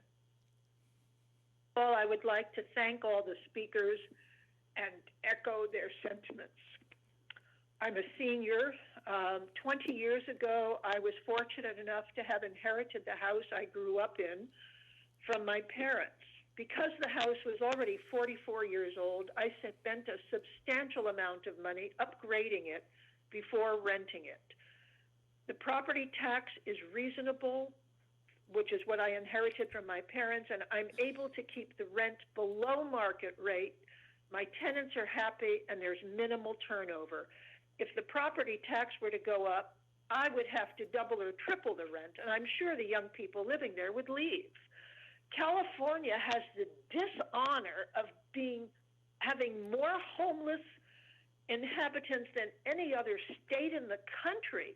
Raising the tax on real property will only increase homelessness, and property owners will be forced to raise the rents, and tenants of moderate means, like the people who just spoke, will have to move. Increased homelessness will lead to increased crime. Please, please vote to move SCA 4 to the ballot. And we all appreciate your time and your listening. Thank you. Thank you. And next, we'll go to Sed Young. Please go ahead. Thank you so much. I just want to give a shout out to Vice Chair Sally Lieber, who I voted for. And thank you for all your great questions. I do support SCA 4. Prop 19 had sneaky ballot language, and I'm embarrassed that the California Association of Realtors gave a major lobbying donation to get this thing passed.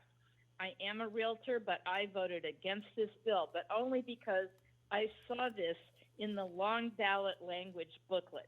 The short ballot language that fits on the, paper ballot was abbreviated so much it left out this whole part about taxing upon death of multi-generation property. So I have clients who live in East Palo Alto.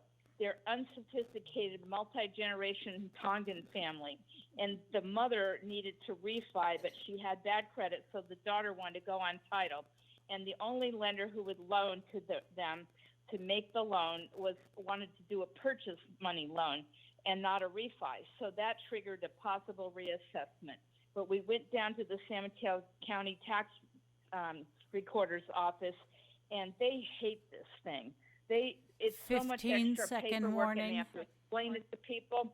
And it was heartbreaking, and I still don't know. She'll probably lose the house when she dies. She's older than I am, but I just hope that they'll work this thing out and not harm immigrant families that don't understand what they're signing and don't understand what they voted for. Thank you. Thank you. And we have no further comments at this time.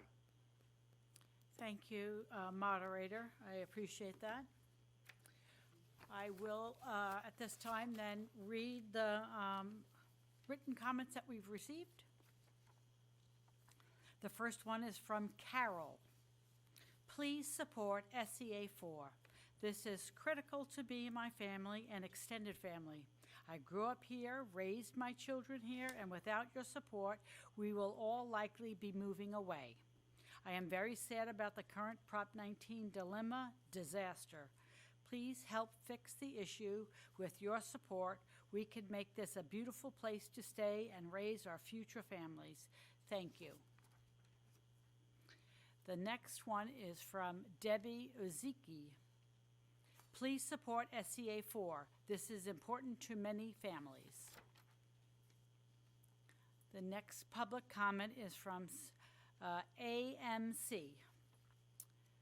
Please support SCA 4 to restore parent-child, grandparent-grandchild in event my parent's death, property tax exclusion.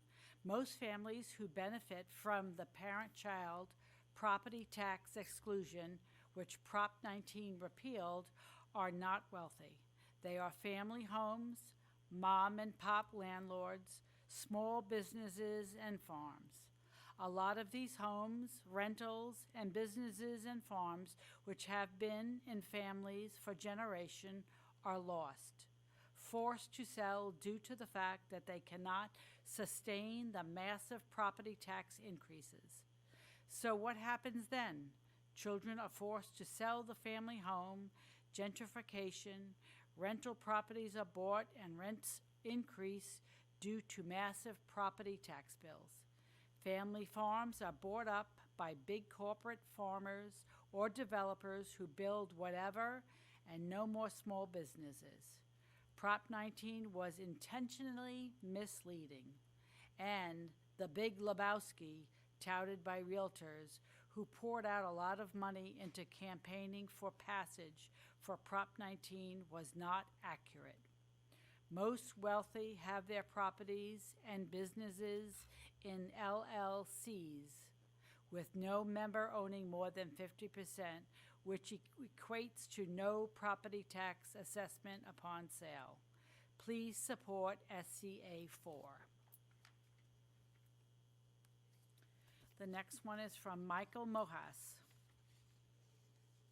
Please support SCA 4. So many families are getting forced out of their homes and out of the area. As a realtor, the majority of homes lately have been due to trust sales. Many of the buyers are purchasing homes as investments, not as primary homes, many times leaving them vacant as second homes. We are becoming a state only for the wealthy. Prop 19 restrictions and reassessment rate of base tax plus $1 million doesn't even come close to the value of Bay Area homes. This is especially true in Silicon Valley area between San Francisco and San Jose.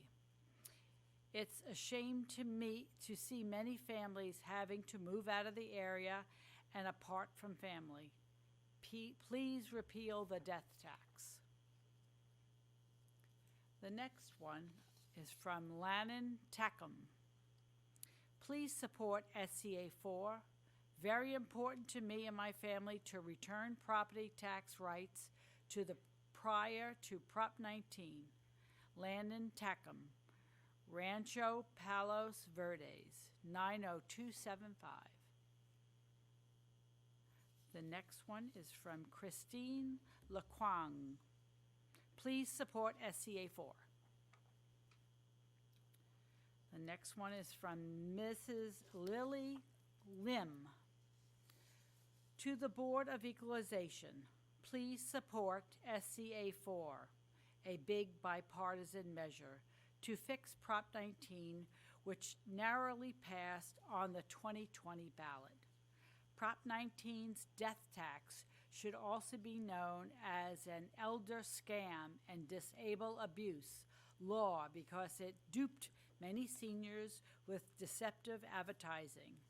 With 45 plus billion from the California Association of Realtors that promoted helping seniors and the disabled to move 3 times, help fire victims, and help firefighters, now known as political sweeteners, to fool voters. If Prop 19 was presented honestly to voters with the question, do you seniors want to have all properties that you have left to your heirs be reassessed to current market value with unaffordable high property tax, or be able to move 3 times during your senior year? Bet Prop 19 would not have passed. Timing was wrong too. November 2020 ballot was when there was the worldwide COVID-19 pandemic and people were distracted with health issues and family adjustment to the closing of schools and work from home. Prop 19 is so deceptive with multiple tax law changes that people still are not aware of the harm Prop 19 until the elderly homeowners pass away.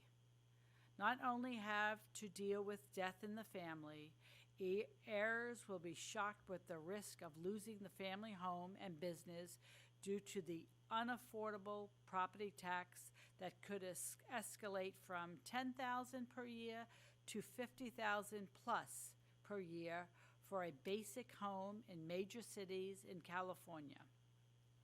Another elder abuse Prop 19 is that many seniors are having a very difficult time to try to influence and inform the politicians to fix Prop 19 because most elderly seniors are low tech and do not know how to use social media.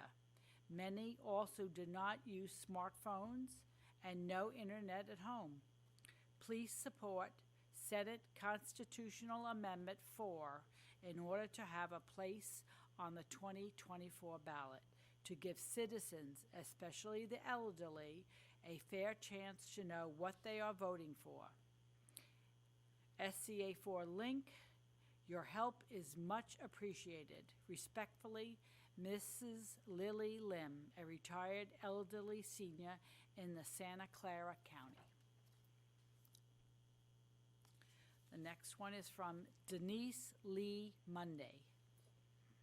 SCA 4 will fix the negative ramifications of what Prop 19 has caused and would save families from losing their properties due to the skyrocketing tax bills.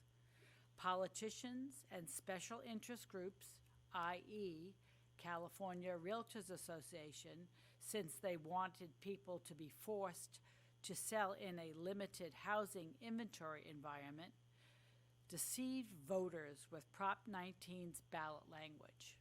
Prop 19 was a deceptive tax increase that politicians snuck past voters, and it never would have passed if voters knew what they were voting on. For mom and pop landlords who have kept rents below market, and lots of them do, when they die and properties are passed to their heirs, property taxes would go up. Who pays? Tenants? Or heirs would sell the rental properties, and guess who would purchase these properties? Large investment groups, thereby raising rents, treating tenants 100% like business as usual.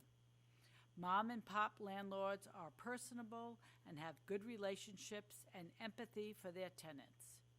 In addition, Prop 19 was supposed to assist California fire victims so that they would relocate to other parts of California, maintaining their low property tax bracket. This problem is their homeowners insurance only cover for rebuild, not the land on it. So how would these fire victims, i.e. Shasta County, be able to utilize the insurance reimbursement and purchase another home anywhere in California? It would be slim choices, if any. The next one is from Kathy Chin. Repeal the death tax. Please support SCA 4. Very important to me and my family. Thank you. From Frank Chin. Repeal the death tax. Please support SCA 4. Very important to me and my family. Thank you. Lawrence Dalmer. I wholeheartedly request your support and backing for this restorative legislation. As a senior on a fixed income, I would not have a roof over my head today if this provision had not been in effect when I inherited from my grandparents so many years ago. I do not want my only son to have to lose this generational home because he cannot afford the market value assessment upon my death. Far better if he could provide a reasonable rental for much needed affordable housing while being able to fix all the remedial needs and repairs I have not been able to afford. This house is all I have. Please support SCA 4. Thank you. Miss Suzanne Carlos. Dear board members, my name is Suzanne and I live in San Jose, California. I am 70 years old of age, single, and a retired school teacher. My father immigrated from the U.S. from Greece when he was a teenager. He worked hard driving a taxi in San Francisco. Providing for his family was his top priority. It was my father's wish that I inherit our home after my mother passes. She is now 99 years of age. He wanted to make sure I had security when I retired. I believed I had nothing to worry about. Prop 19 has become my worst nightmare. I beg you to support SCA 4. The next one is from Anonymous. We must repeal Prop 19, recently introduced bipartisan Senate Constitutional Amendment 4 will reinstate the property tax law that was in place since 1986, yet was narrowly overturned by the narrowest of margins in 2020 during the pandemic via Prop 19. The advertising to voters only focused on a few of the changes, like allowing people 55 plus to move up to 3 times anywhere in the state of California while having the ability to keep the same assessed property tax on new property purchased. However, the same communication was not transparent and conveniently omitted the very important point that almost all property would be reassessed at current market value upon the transfer of said property from parent to child upon death. Why? Prop 19 was almost exclusively backed by one special interest group, California Association of Realtors. Follow the money. CAR/realtors benefit from every sale. CAR/realtors benefit if a senior sells one property and purchases a new home. CAR/realtors also benefit from grieving families who are forced to sell their home due to the outrageous and unaffordable property taxes. Every family has a different story, but the common theme is that long-time Californians have no choice but to sell the family home, the home they currently reside in and/or intend to move into. These same families are leaving California as it's too costly to remain. They are being forced to leave their support structure, i.e., family, friends, medical team, their livelihood. Small family businesses have been passed from generation to generation, must make the untenable decision to close and sell the business. Rent is loose too, as if the children must sell the property, the renters will be forced to move. We can do better. We can count on the BoE to help influence the legislature to vote yes on SCA 4. Thank you and kind regards. The next one is from Cynthia Keppel. If SCA 4 is not passed, when I inherit my parents' house, I will be forced to sell the house I grew up in and the house my parents have lived in since 1967. My parents worked hard and paid many years of mortgage payments and property taxes on the house. They want me to have the house, but I will not be able to pay the dramatically increased property tax, and I will have to sell it. I had hoped to pass it on to my son when I die so the house could stay in the family and to increase my standard of living. Unless SCA 4 passes, I will not be able to keep the house and pass the house on to my son. I wholeheartedly support SCA 4 because it will protect California families from being taxed out of the property their parents worked so hard to acquire and transfer to them. I would like to urge all California senators and assembly members to consider being a co-author of the amendment and support SCA 4 by voting to pass the vital amendment. Cynthia Keppel, San Jose, 95128. The next one, the Brigham family. SCA 4, we ask that you please support SCA 4. This is very important to our family. We have an only child with disabilities that prevent him from being a high wage earner. Upon our death, SCA 4 will allow us to pass our property to our son, who is the fourth generation to live on our land. Without an increased tax assessment, that will definitely be unaffordable to him. We thank you for your consideration of this request. Janet Van Tamlin, please support SCA 4. Very important to me and my family. It's destroying people's lives. Dwayne Dezwu, please support SCA 4. Very important to me and my family. I had a parent who passed away on March 24th, 2021, with her passing occurring after the implementation of Prop 19. The property tax on the property her children inherit increased over $10,000 annually. Our mother's desire was for her children to keep the property within the family.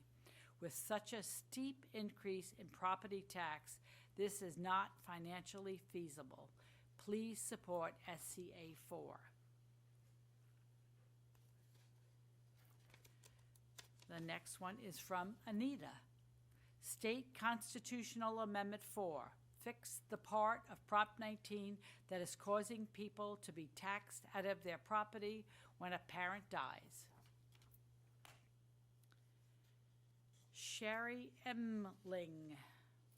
Dear members of the board, unfortunately, one disastrous consequence of Prop 19 was not clearly disclosed during the campaign and vote.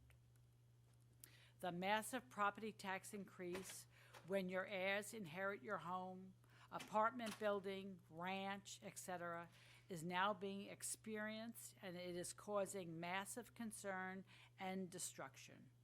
Heirs cannot afford a multiple times tax bill and are most probably forced to sell a long-held family property.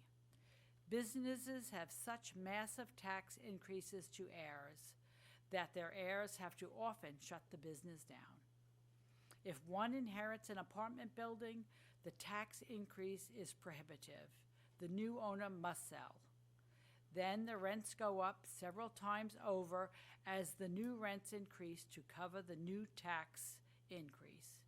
Many renters will be forced to leave the area because they cannot afford the huge increases in rents.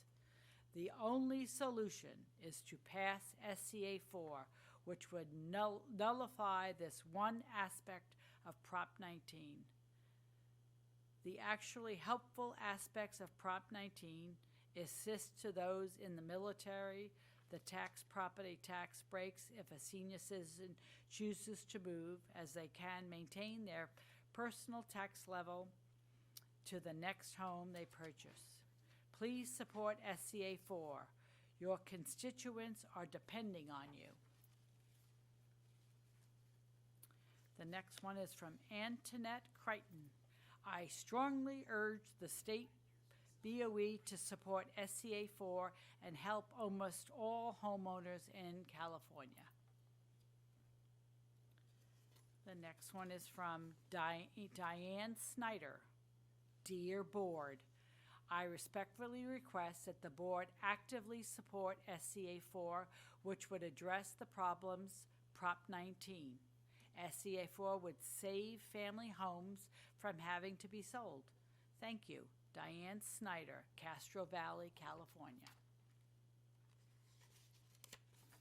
And the last one, anonymous.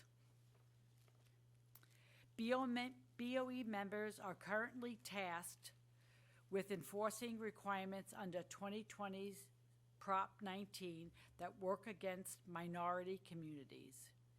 Here are a few ways Prop 19 hurts minorities.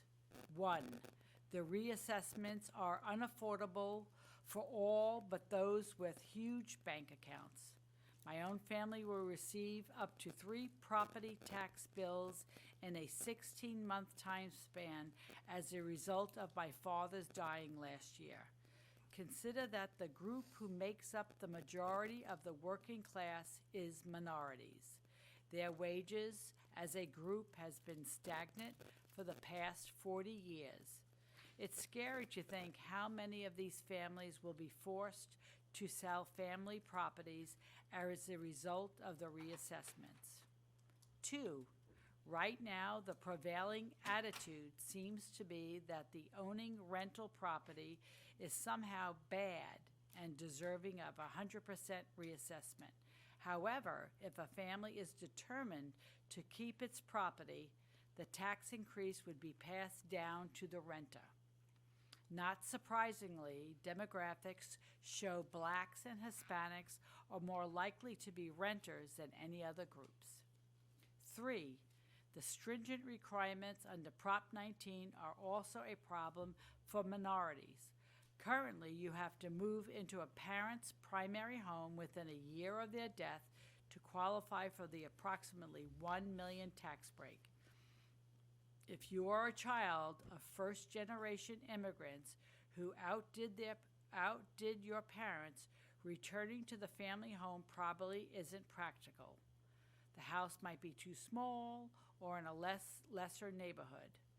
Consequently, you are denied a tax break that will add up to hundreds of thousands of dollars over the long term. Laws that work against minorities are known as structural racism. 4, demographic data shows that minorities are more likely to relocate farther away from home to advance in their education and careers. Granting a tax break if they return back to the family home is simply not fair to the groups. The BoE should publicly express its support of SCA 4, an amendment that will repeal parent-child transfer laws associated with Prop 19. Thank you. Thank you. With that, members, we will go ahead and close this item out and move on to our next item. Mr. Chair, Kidd. Chair I'm sorry. Vasquez? Yes, I'm go just ahead, Member wondering, in light of the testimony, if there might be an opportunity for us to reflect on that and Sure. and look at making a motion in support of this. my concern is that, yes, the legislation can change, and we should monitor that. But if this thing dies on May 10th and it's all over, we could, if the board's willing, we could support the legislation, and at least it would hopefully give it some momentum as it moves to its first committee hearing. The only reservation I have is that I know my vice chair mentioned that she had some more meetings with folks. And also, I wasn't aware that our deputy or our controller hasn't had a chance to really weigh in on this. So I was just trying to be respectful of that, that's all. But I feel your concern, because I think I'm with you on that. Yeah. But I'm hoping it doesn't die on May 10th, Yeah. and it's still alive, and we bring it back at next agenda. Okay. Or next meeting. All right. I just felt, look, No, I hear you. listening to this testimony, it brings it all back, and I know. just am, there's a lot of people that are really hurting out there, and I'd like to do at least what we could in support of it, but I've got to be respectful of my other members, and so. No, I appreciate it. Member Schaefer? I fully support what Ted had to say, and I want to point out that it's hearings just like we're having today to make it essential that we have elected members up here to listen. If it weren't for us, you'd have a bunch of governors, appointees who don't run for office and are not as sensitive as we are. So this is just the type of hearing that speaks out for the importance of having a BoE as we know it. Well noted. Okay. All right, so I'll go ahead and wait unless you think I we've got appreciate support. it, But yeah. yeah, okay. Yeah, just to give the opportunity for at least the Okay. other members. Thanks. All right, very well. Thank you. Okay. With that, we will officially close this item, and it'll be, for those listening to, it'll be on our agenda in May, on our May agenda as well. Thank you. And that, we have Ms. Cicchetti, if you would go on. Well, I don't know, do we want to take a break for staff here for 15 minutes before we continue on the agenda, or do we want to just move forward? How are we doing over there? Yeah, we can move forward. We can move forward? Okay. All right. Yeah, I think it might be beneficial even for the members to clear their head. This has been a very weighty and for me, very emotional topic. And we've taken on a lot to respond to. And I know that when the subject comes up on May 10th, it's going to be the sole bill in that committee. But I think if we could take a brief break to kind of make sure that we've onboarded all the information that we've gotten, it would be beneficial. And I know that we have Mr. Young's item and other items that are coming up still. But if we could take a brief break. Sure. What is 10, 15 minutes good? 10 minutes, I think, would be more than sufficient. Okay, we'll go ahead and take a 10-minute recess, and we'll be, let's see, I got 3:13, so I guess at 23 we'll be back, 3:23. Thank you.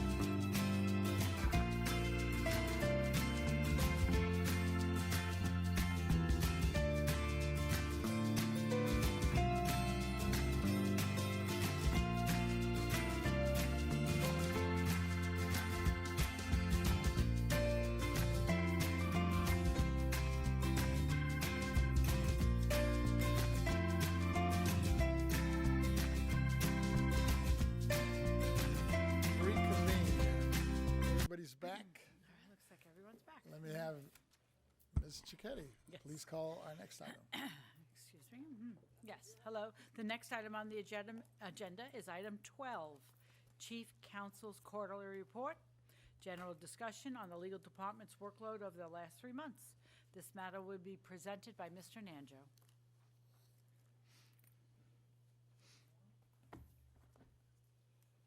Thank you, Ms. Cicchetti. Good afternoon, Chair Vasquez, Vice Chair Lieber, and honorable members of the board. Today I'm here, Chief Counsel Henry Nanjo, presenting the Legal Department's quarterly report covering the first quarter of 2023. First, I want to thank my team for their continued dedication and hard work throughout this year. We continue to work on filling our remaining vacancies in 2023. We have 2 recruitments that we're just working on now and almost finishing up, and then there are 2 vacancies. Now to the Legal Department's workload for the first quarter. As you know, members, our 2022 state assessed appeals season that began in the third quarter of 2022 has come to a close. Our state assessed appeals attorney has completed the last 2 Section 40 decisions, SCA and SFPP, and more importantly, because those are Section 40 decisions, they have been posted to the BoE website, so we have completed our obligations along those lines. In the area of litigation, members, as you know, we continue to provide monthly written litigation reports to the board, as well as appropriate public updates to our website on the BoE's public litigation roster. Regarding the lawsuit with La Paloma, the court has ruled in favor of the plaintiffs, and this case will be the subject of the closed session held later today. I note that we have 19 cases in various phases of litigation. I know your report says 17, but 2 more has been added, so that's an update. We're able to close 1 case, Swanson versus Franchise Tax Board was closed on May 1st, 2023, when the Supreme Court denied the plaintiff's writ.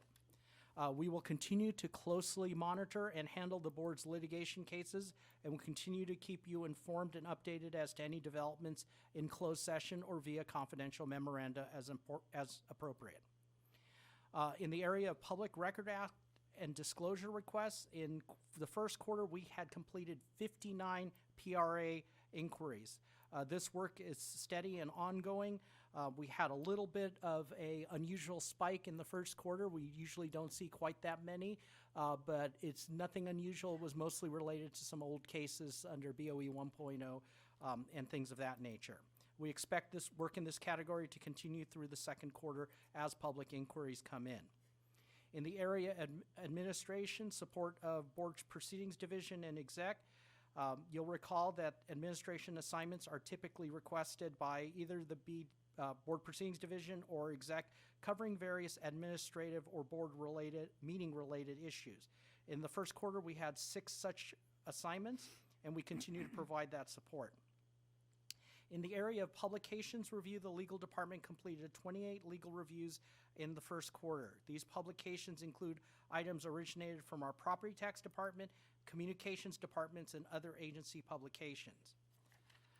In the area of regulations, I'm happy to report that our regulations 462-520 for exclusions from change in ownership, intergenerational transfers, and Regulation 462-540, change in ownership base year value transfers.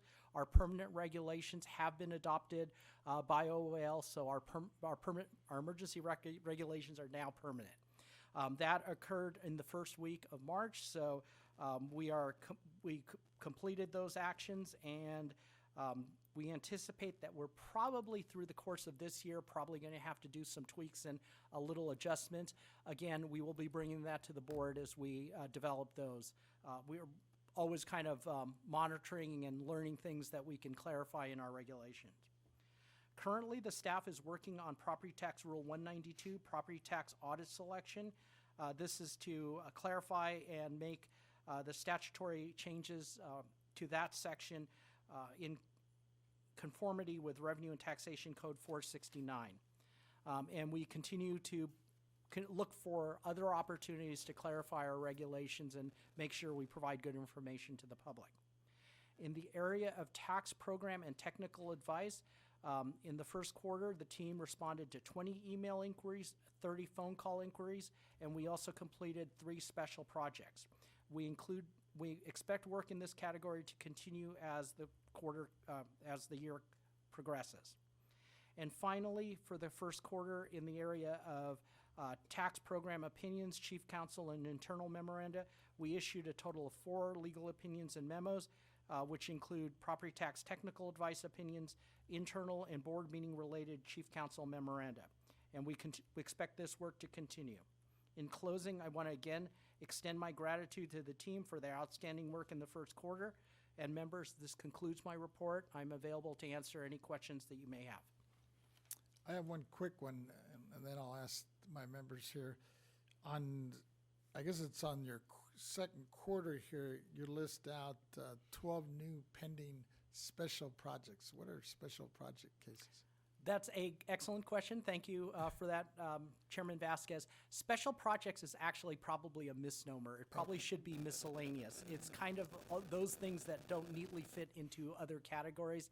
A lot of things like quick reviews, clearances where we're just kind of looking over things just to make sure that we don't spot out anything that needs to be altered or changed.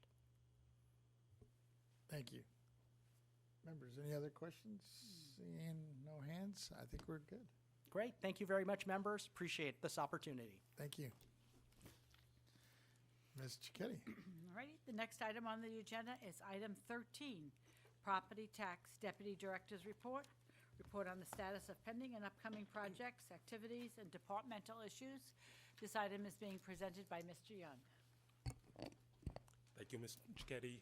Good afternoon, Chair Vasquez and honorable members of the board. For the record, my name is David Young, and I'm the Deputy Director of the Property Tax Department.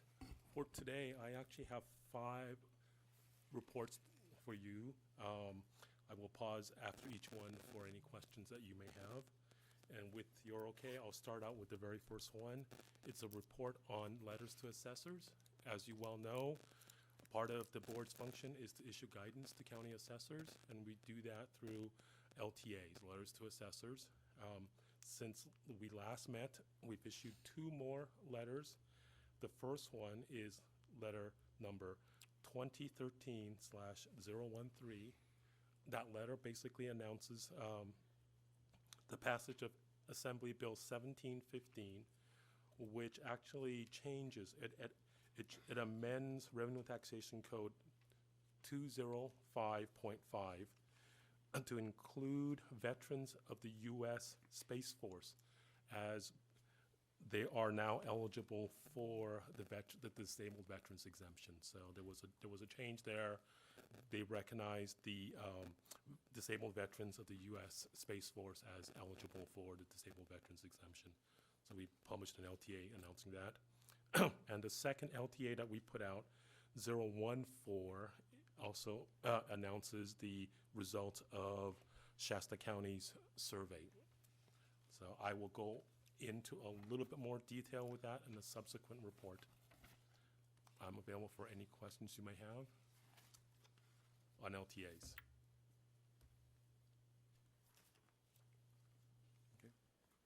Just one quick one here as I was you mentioned the, I guess it's the special United States Space Force came Correct. from other branches, and it seems to be coming from the armed forces particularly. Yeah. For the disabled veterans exemption, since it's U.S. Space Force veterans, I'm assuming that's relatively minor, is that correct? They will be entitled to the full disabled veterans exemption, both at the regular one and the low income one. They are now fully, they're fully eligible to apply for it. Since the Space Force, I believe, was put in 2019, I'm not sure how many will be applying just yet or how many have applied, but now they are now recognized. They're eligible. Yeah, they're eligible. That's good. Thanks. Of course. Go ahead. Okay.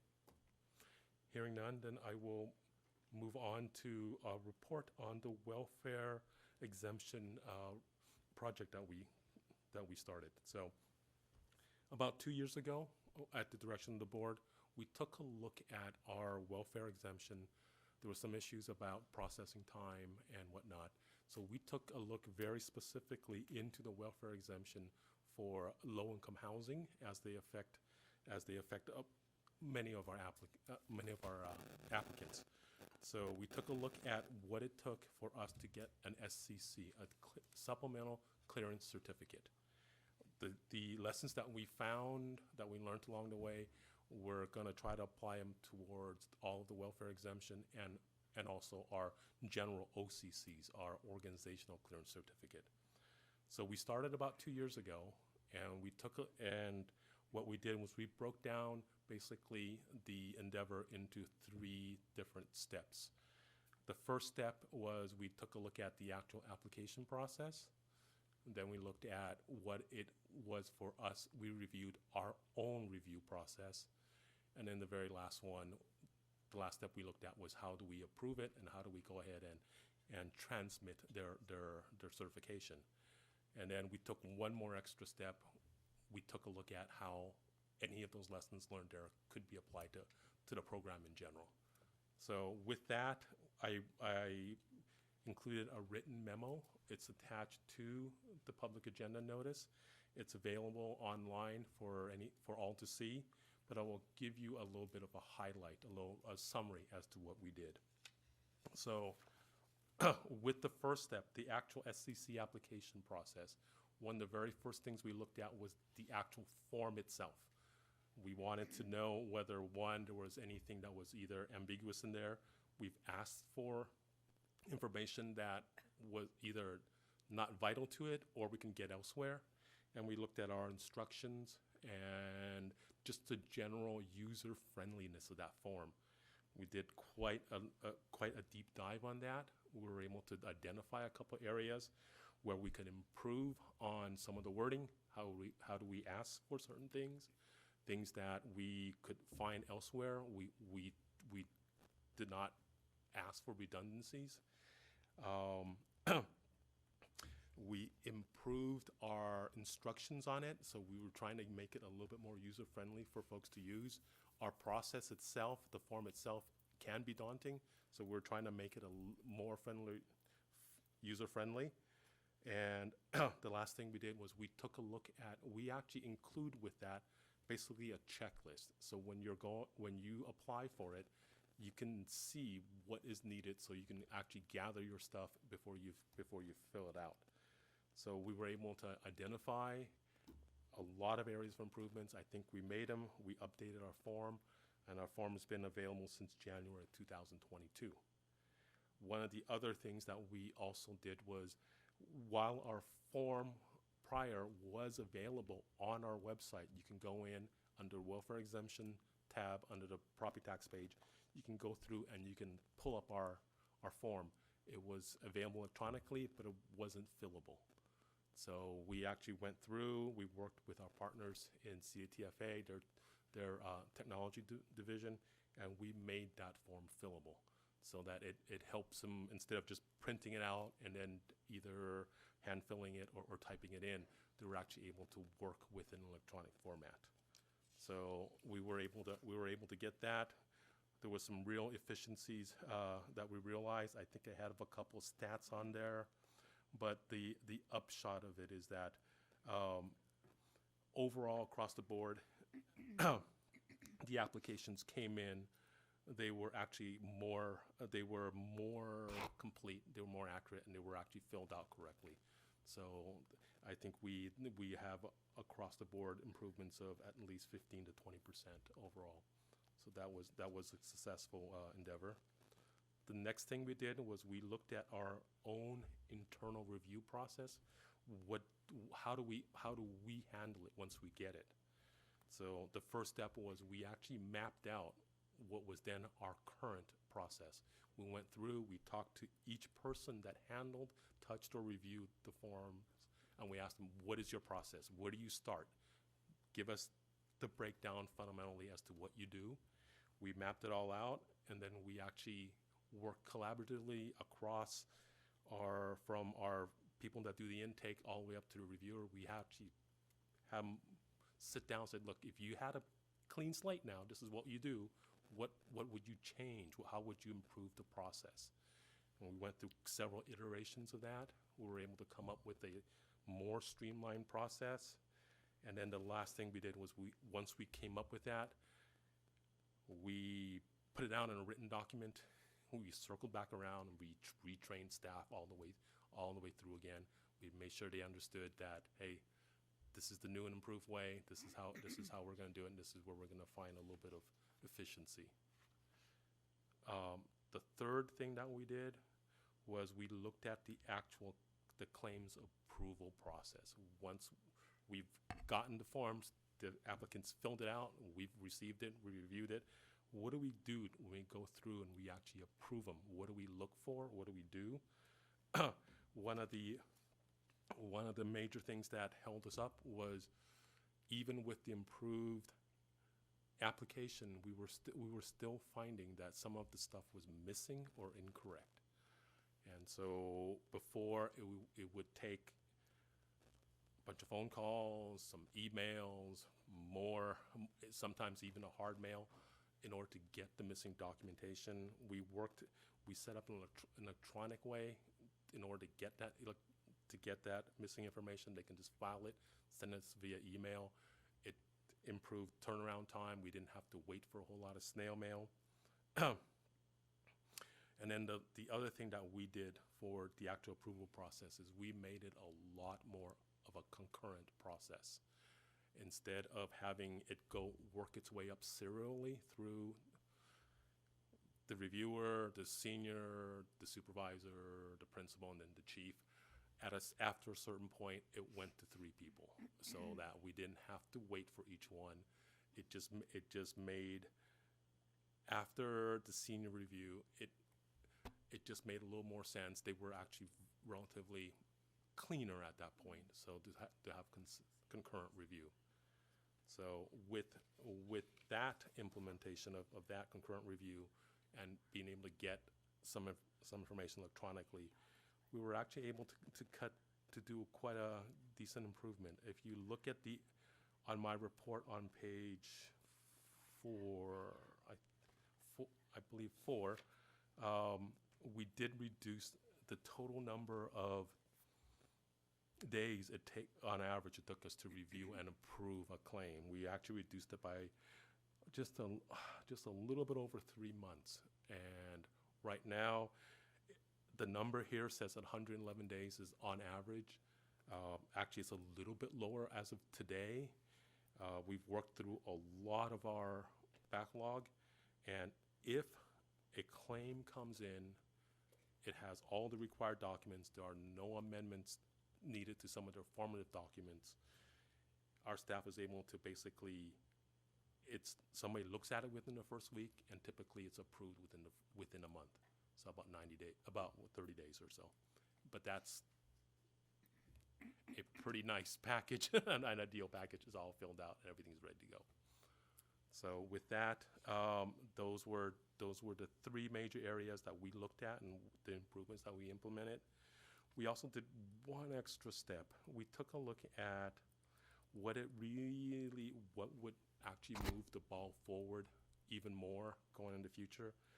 And one of the things that we found was, as of right now, our applications actually still need to have a wet signature. And so we said, well, we really need to find a way to do electronic signature. And we were once again able to work with our partners in CDTFA.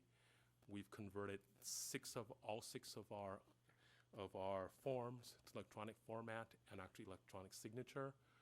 It's already in the test environment, which means they've set it all up already. Our staff is working with technology in testing it out, making sure they're all fillable. Once they're filled, there's an easy way to submit. And once it's submitted, it actually goes to the right person, to the right queue. So we're in the test phase right now. We're hoping to have that implemented soon. But with that, I think that should actually find even more efficiencies for us. Right now, there are still an issue with some of the applications coming in without a wet signature. And so a lot of that is kind of held up waiting for that being exchanged through the mail. So we're very hopeful that the improvements that we already implemented has gone a long way to address the processing time. We've worked through much of our backlog, and we are looking actively for continued improvements as we go forward. That should conclude my presentation for the welfare exemptions improvement project. I had two questions, but you kind of answered them. Okay. Especially on the efficiency. See, I think you said it, you mentioned it, and I think you're right. It said you went from 3 to 5 months to 1 month. Yeah. I mean, just kudos to the So- staff. And then I guess the other one that you kind of hit on is I noticed, I know we've been talking about when we did these hearings on just getting folks to start going through this digital signature. Right. Because that seems to be a big holdup. It sounds like you're on your way with that. We're on our way with it. We're actually, I'm very, very happy. Staff has been working immensely hard and diligently on this effort. We have quite a few folks devoted to it. Our CDTFA partners have been fantastic.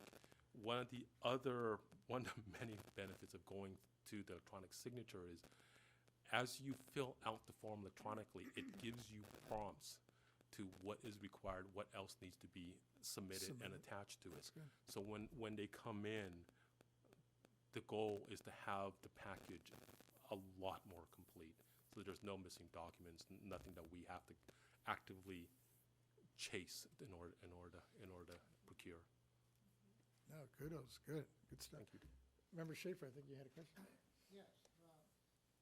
Thank you, Mr. Young, for bringing the board up. I'm appalled that the rejection rate was over 50% on applications, but I think you are tackling it. I'm impressed that you've gone to some of the troublesome areas like electronic signatures. I find them to be, part of modern life. Yeah. We're trying to speak to the electronically competent people that are making applications, but sometimes some of them are not electronically efficient, don't have computers, or don't use them for anything but emails to relatives, And also, I'd like to know that there's a phone number somebody may call if they have some questions, and they can get somebody. I know when I try to call around, I get nothing but recordings, or that we only answer the phone between 8:30 and 11:30 on alternate Tuesdays or something like that. So as long as we're available to the people, and because they don't have a BoE office in every city, to go see. No. And self-addressed stamped envelope. I do self-addressed stamped envelopes, but I find that the people that are going to send it back to me have never seen the glassine window pre-printed stamp envelopes that I use, and they don't recognize that as a self-addressed stamped envelope, so they think I didn't send them one, and they put it in an outbox for me to come to the office and pick up. So there's a lot of education to be doing, and I think you're on top of it, and thank you for your good work. Thank you very much. Thank you for bringing that point up. Our move to electronic signature is basically a way to cover as much of the application process as possible, but we are definitely not phasing out the hard copy. I know there are folks that actually still do that, and if anything, this will actually allow staff the time to help those folks a little bit more, because if this actually does what we intended to do, it will streamline this process, and our time can actually help some of those folks that are having a hard time, either with technology. A lot of these folks that apply for it, their primary purpose, of course, is to do charitable and good work. Filling the stuff out is I'd like the readability tough. to be that of maybe junior high school level. I don't want us to get too technical, because a lot of our people are not high school graduates. Right. Oh, Vice Chair Lieber, go ahead. Yes, I was really waiting for this item to come up, and that's why before the break I said, wait, we have Mr. Young's item coming. I think that this is one of my favorite reports ever across all my years in government, and the fact of cutting the time down to just over half is really amazing and great. So thank you to all the staff that were involved in this. And I think it's really, really wonderful. And, you know, there are many generous people and local governments and et cetera that support all these orgs that are able to get the welfare exemption. And so the fact that their resources aren't going to churn is just so meaningful, because we need these orgs to be more functional than ever right now. So thank you so much. This is one of those, what I call them a kitchen table report, and where you take it out of your binder and keep it right there on the table so that, you know, you can kind of get the good feelings going every few days. Let me take a look at that report again. But I really feel that if this could be boiled down to one-page story to get it out to the legislature, to say we are making it easier for the nonprofits that are so important to housing California, I think that would be significant. Understood. So thank you. Understood. Thank you very much. Yes, Deputy Controller, go ahead. Thank you, Chairman. Mr. Young, on behalf of Controller Cohen, I would like to thank you for providing this report to this body. It speaks to the incredible work that you've done, your team, the Executive Director, this agency, and these board members for improving this process and ultimately creating a platform where the data speaks for itself, right? To improve the times, to have applications improved in almost record time is quite incredible. And just my hats off to you. I just have one question, just in regards to this new and improved welfare exemption improvement process. How does this connect to solving the affordable housing crisis here in California? The affordable housing, many of our issues that were brought up in the assessment realm is that the time it actually takes for one of these nonprofits to actually build and put in place affordable housing. One of the many steps that was brought up, along with the permitting and all the other entitlements that go with it, is what it actually takes in order to get a welfare exemption, so they are tax exempt. It is a two-step process. The board administers this part of it, where we look at the entity itself, and we've heard and reacted to our constituents when they say this process, at least the board's end, is rather long, and it does take quite a while for it to go through. So that process, that's what drove the improvement project, to address this delay in planning and in the actual review process. So we took great steps and strides in order to find some improvements there. But I do want to, while we are very, very sensitive to any undue burden that this review process creates, I do have to balance that with our responsibility. We are actually the gatekeepers of that, and to exempt property from taxation is not a light issue, and part of it is the due diligence that actually we need to apply in order to find that this entity is truly qualified for it. So I think we found some great efficiencies. I think we moved the ball forward, and I think we've done so without jeopardizing that responsibility that we have in order to ensure that the applicants that truly do qualify. So, Thank you, Mr. Young.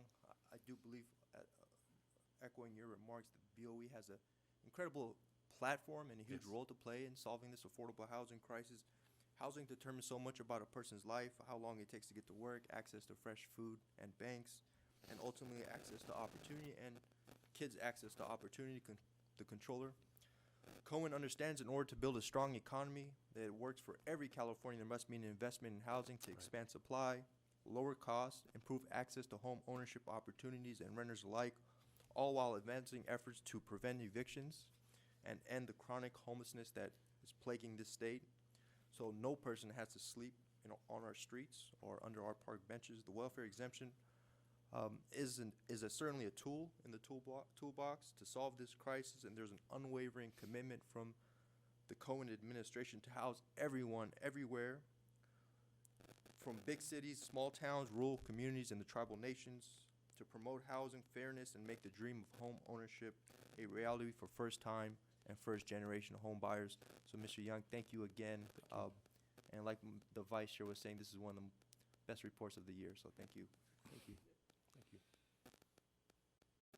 I can comment? Member, yes, Member Gaines, go ahead. Yeah, thank you so much for doing this, and I agree, it's great news to see that we're trying to help constituents through this process. It has been something I've received a lot of phone calls on in terms of where their application is in the process, and sometimes those are errors by the applicant themselves, but I'm glad that we have clarified and simplified the application so that hopefully there'll be fewer errors.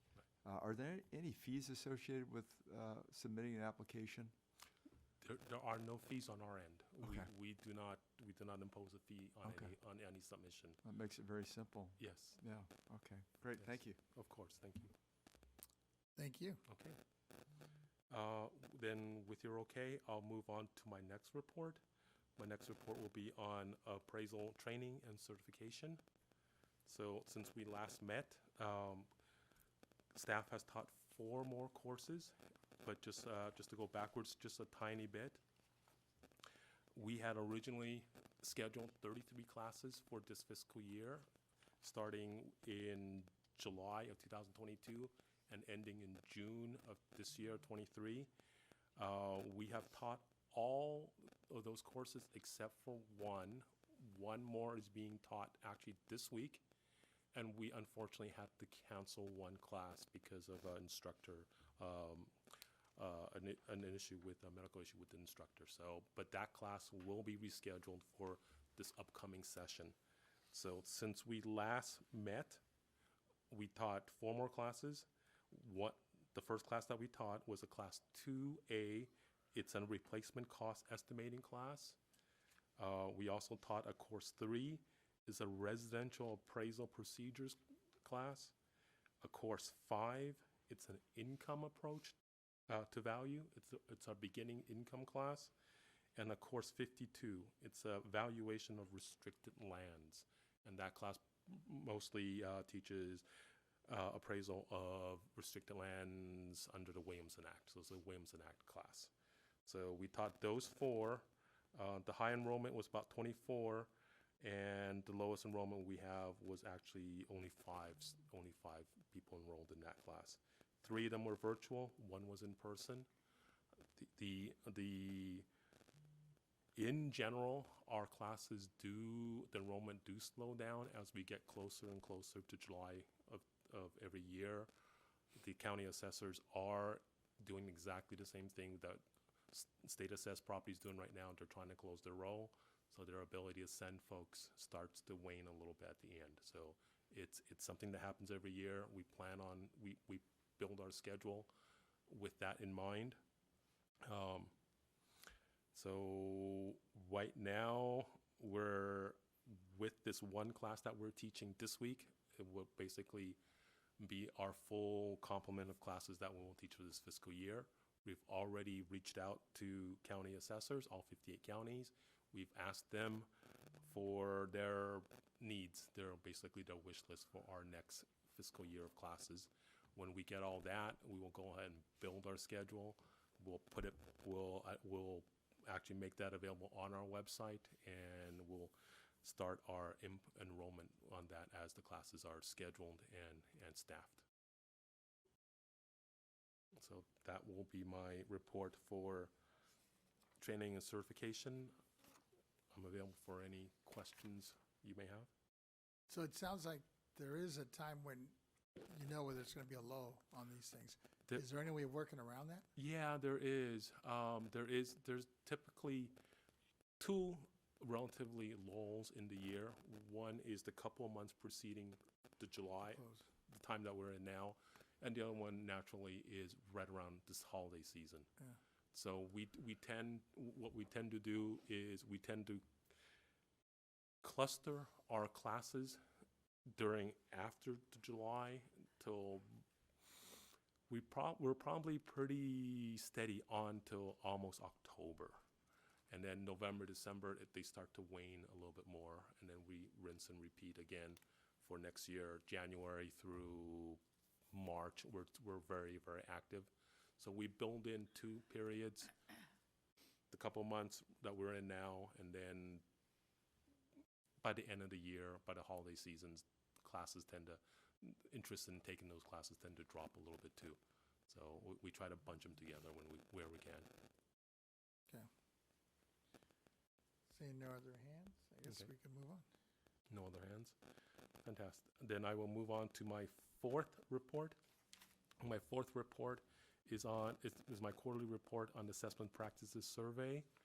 So since we last met, since the last report, we've actually issued 3 assessment practices surveys. Just as a little bit of background, Government Code 15642. Pursuant to that code, the assessment practices survey shall show the extent to which the assessment practices are consistent with or differs from state law and regulations. That's our mandate. We go in and we take a look at how the property tax is administered in that county by the county assessors. So there are basically 2 components of our survey. We have what we call a qualitative survey, in which we actually go in and we looked at their policies, and then we go out and see if they've actually followed those policies and in their actual practice. The other component of the survey program is what we call our sampling component. The sampling component, what we do is we take a look at their assessment roll. We pull a random representative sample out of their roll. On average, it's approximately about 300 samples. Our staff goes through. We take a look at whether the assessor did a couple of things correctly, whether they've identified changes in ownership or reassessments. We take a look at whether they've picked up new construction, and we take a look at whether they've recognized declines in values or a Prop 8. And then we take a look at the actual value that's on the roll. We do an independent review appraisal on it, and we take a look at what our results are compared to what they had, or more correctly, compare what they had to what we think is the ideal. So the ideal ratio is 100%. That means they got exactly what we got. So with that little bit of background, I will go over the 3 counties that we issued a survey report for. Two of them are sample only. So what we did was we did basically the quantitative look at how their counties did this with the assessment ratios. The first one was Imperial County. That was published on January 17th of this year. Imperial County was selected as a sample only. We went through and pulled their samples. Our staff looked at and did a review appraisal. We made sure that their main indicators, their main actionable items, the change in ownership, the new construction, and the Prop 8s were done correctly, and we came up with our own independent values. So for Imperial County, we came up with their assessment ratio of 99.55% out of 100, which is actually really well. They did really well. The absolute difference in that ratio was less than 1%. It was 0.77%. So that means if you had a bunch of over-assessments and a bunch of under-assessments, they didn't cancel themselves out. So it looked at the overall difference in their assessment values. So with that, 99.55 for overall and an absolute difference of less than 1%. They were eligible to recuperate some of their administrative costs. So Revenue Taxation Code 75.60 basically says that they're allowed to recuperate, they're eligible to recuperate some of their administrative costs to make supplemental assessments if we certify them as such. And with that ratio, they qualified, and we were able to certify them. The other county that we did a sample-only survey on was for Shasta County. We followed the same procedures. We went through, we got their whole assessment roll, went through, stratified their role, and picked out a random representative sample, approximately about 300 also. And their ratio actually was even a little better than Imperial. They came out at 99.76, so they were less than a quarter point off what the ideal should have been. Their absolute difference was less than 0.5%, 0.44%. So with those results, we were also able to certify them eligible to recuperate their administrative costs for their supplemental assessment program. And then the last county I wanted to update you on was Kings County. For Kings County, they were actually not a sample, but an actual survey. So we did a qualitative look into their administration of property taxes in that department.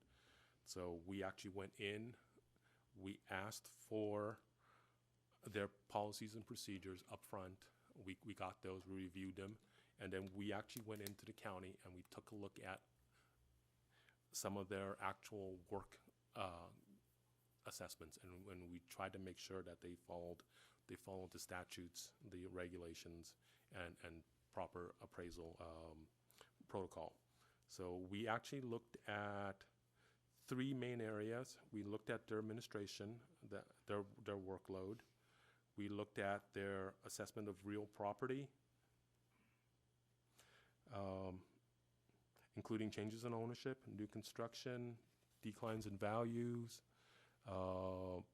properties that were subject to special assessment procedures such as Williamson Act. We looked at and mineral properties. And then for the assessment of personal property, we looked at the assessment of business equipment valuation and assessment of fixtures. And so overall, we did find recommendations in all 3 of these areas, and we made recommendations as how to address them.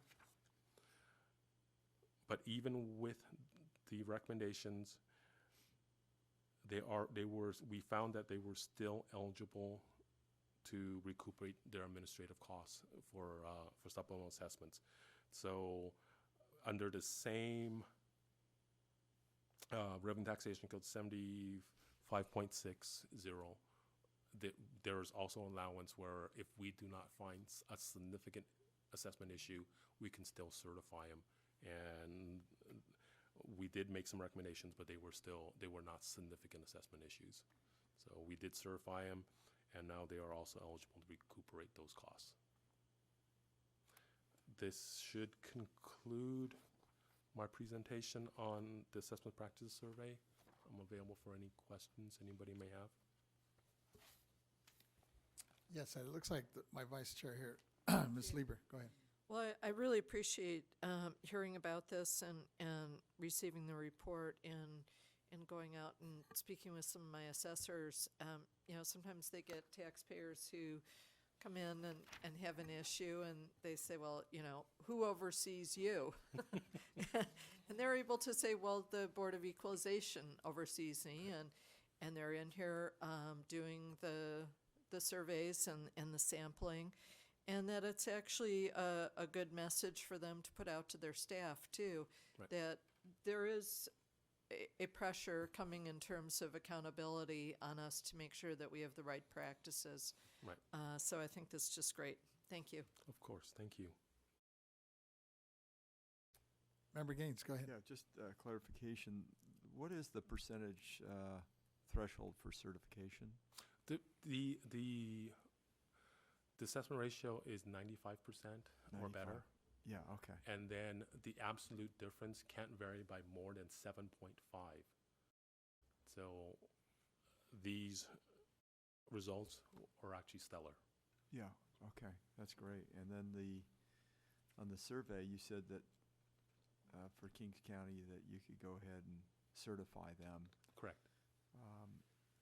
But the process is different because it's a survey versus a sample, and I'm not Right. clear exactly, how you're doing that. Yes. So we for actually for that certification. Yeah, we actually have a property tax rule. It's property tax rule 371, and that rule actually goes ahead and clarifies some of the elements that we look for to make sure that these topics are handled correctly and there isn't a major issue. So the rule clarifies the categories in which we need to look, and if there aren't any major assessment issues there, they're not behind on certain types of reassessments or change in ownership or new construction, then we can still certify them as Okay. such. That's great. Thank you. Of Appreciate course. it. Oh, yes. Deputy Controller, go ahead. Thank you, Mr. Young, for this final report of yours, I believe. Just believe in the assessment practices surveys end up usually being something that's really highlighted within assessors' offices, sharing best practices with each other and also the board, and ultimately leads to better and more efficient government processes and our institutions in general. So just my hat's off to you again on this report, too. Thank you. Thank you. Thank you. No, thank you once again. This is great stuff. The only question I had is, how do you determine what counties to do like a full survey versus a sample? Of course. So the scheme in which we currently function under, all 58 counties are divided into basically 3 categories. So they're by value of their assessment role. The very top 10 in value, we have to take a look at, we have to do basically both. We have to do the actual survey and take a look at their policies and procedures and follow through with their practices. And we also have to do the sample part of it. So the top 10 counties, LA, San Diego, San Francisco, those counties, we don't have an option. We have to do both. So the next tier is 11 through 20 counties by the size of their assessment roll. There's 2 counties per year. There's 2 counties per year for the top 10. There's 2 more counties per year for the second tier. The second tier, by random draw, 1 county gets the survey, the other county gets the sample. So that's for the second tier, 11 through 20. And then the very last tier, 21 through 58, every year we have to choose 3 counties that get the survey and 2 counties basically get the sample. And depending on the year, we have several basically that get a buy. They get neither. So some years there's 2 and some years there's 3. It just happens to be the math because there's 58 counties and we have a 5-year cycle. There is 60 months, so it just works out. On 2 of those years, 2 out of 5, 3 of them basically get a buy. So it's by random draw every beginning of the year. We actually, by tradition, the CEA president actually chooses who gets the sample, who gets the survey. It's just basically a number out of a hat, basically, and the same thing for this third tier. So it's the luck of the draw. It's the luck of the draw. So it depends on which category you're at, and then the luck of the draw. Okay. Thank you. Of course. Okay. If nothing else, I actually have one last report. Sure. And that is for the State Assessed Properties Division. So as you all know, we are very, very close to the end of our valuation season, our appraisals. Last year, we had about 339 state assessees, and this year we're looking at a very similar number. We are on track. We're actually tracking really well. We're on pace to finish out our appraisal season. That's actually coming much quicker than than I like to believe. So basically all our work has to be done in probably the next, at the most, 2 weeks. That barely gives us enough time to go ahead and prepare the materials to bring before the board for board action in May. So staff right now is working on our appraisals and SAPD. We're probably more than 2/3 way through, and we're on track to finish out. So with that, that is the main thing that we're doing right now. SAPD, it's all hands on deck. They're actually Mr. McCool, who would normally have been here to give that report. He's back. He's back at the farm doing some work right now. So that's it for SAPD. Available for any other questions you may have. If not, this will conclude the Deputy Director's report. I think we're good. Thank you. Okay, thank you. Ms. Ready? Cicchetti, Move to what the do we- next item, yeah. Item 14, Special Taxes Quarterly Report. General discussion on the special taxes workload of the last 3 months. This matter will be presented by Ms. Williams. Welcome. Good afternoon, Chairman and members of the board. My name is Laurel Williams. I'm the board's special taxes technical advisor, and today I'll be giving you guys a report on our 2 special tax programs. The first report I'm going to give is for the Tax on Insurers program. Currently, the program has 2,707 active accounts, and this is up slightly from 2,701 accounts in January. The revenues from this program were reported in the annual report, and they were $2.9 billion, which is up slightly over 7% from the previous year. This program continues to be highly compliant with minimal petitions and appeals, etc. Our second program is the Alcoholic Beverage Tax Program, and currently in this program there are 10,625 accounts.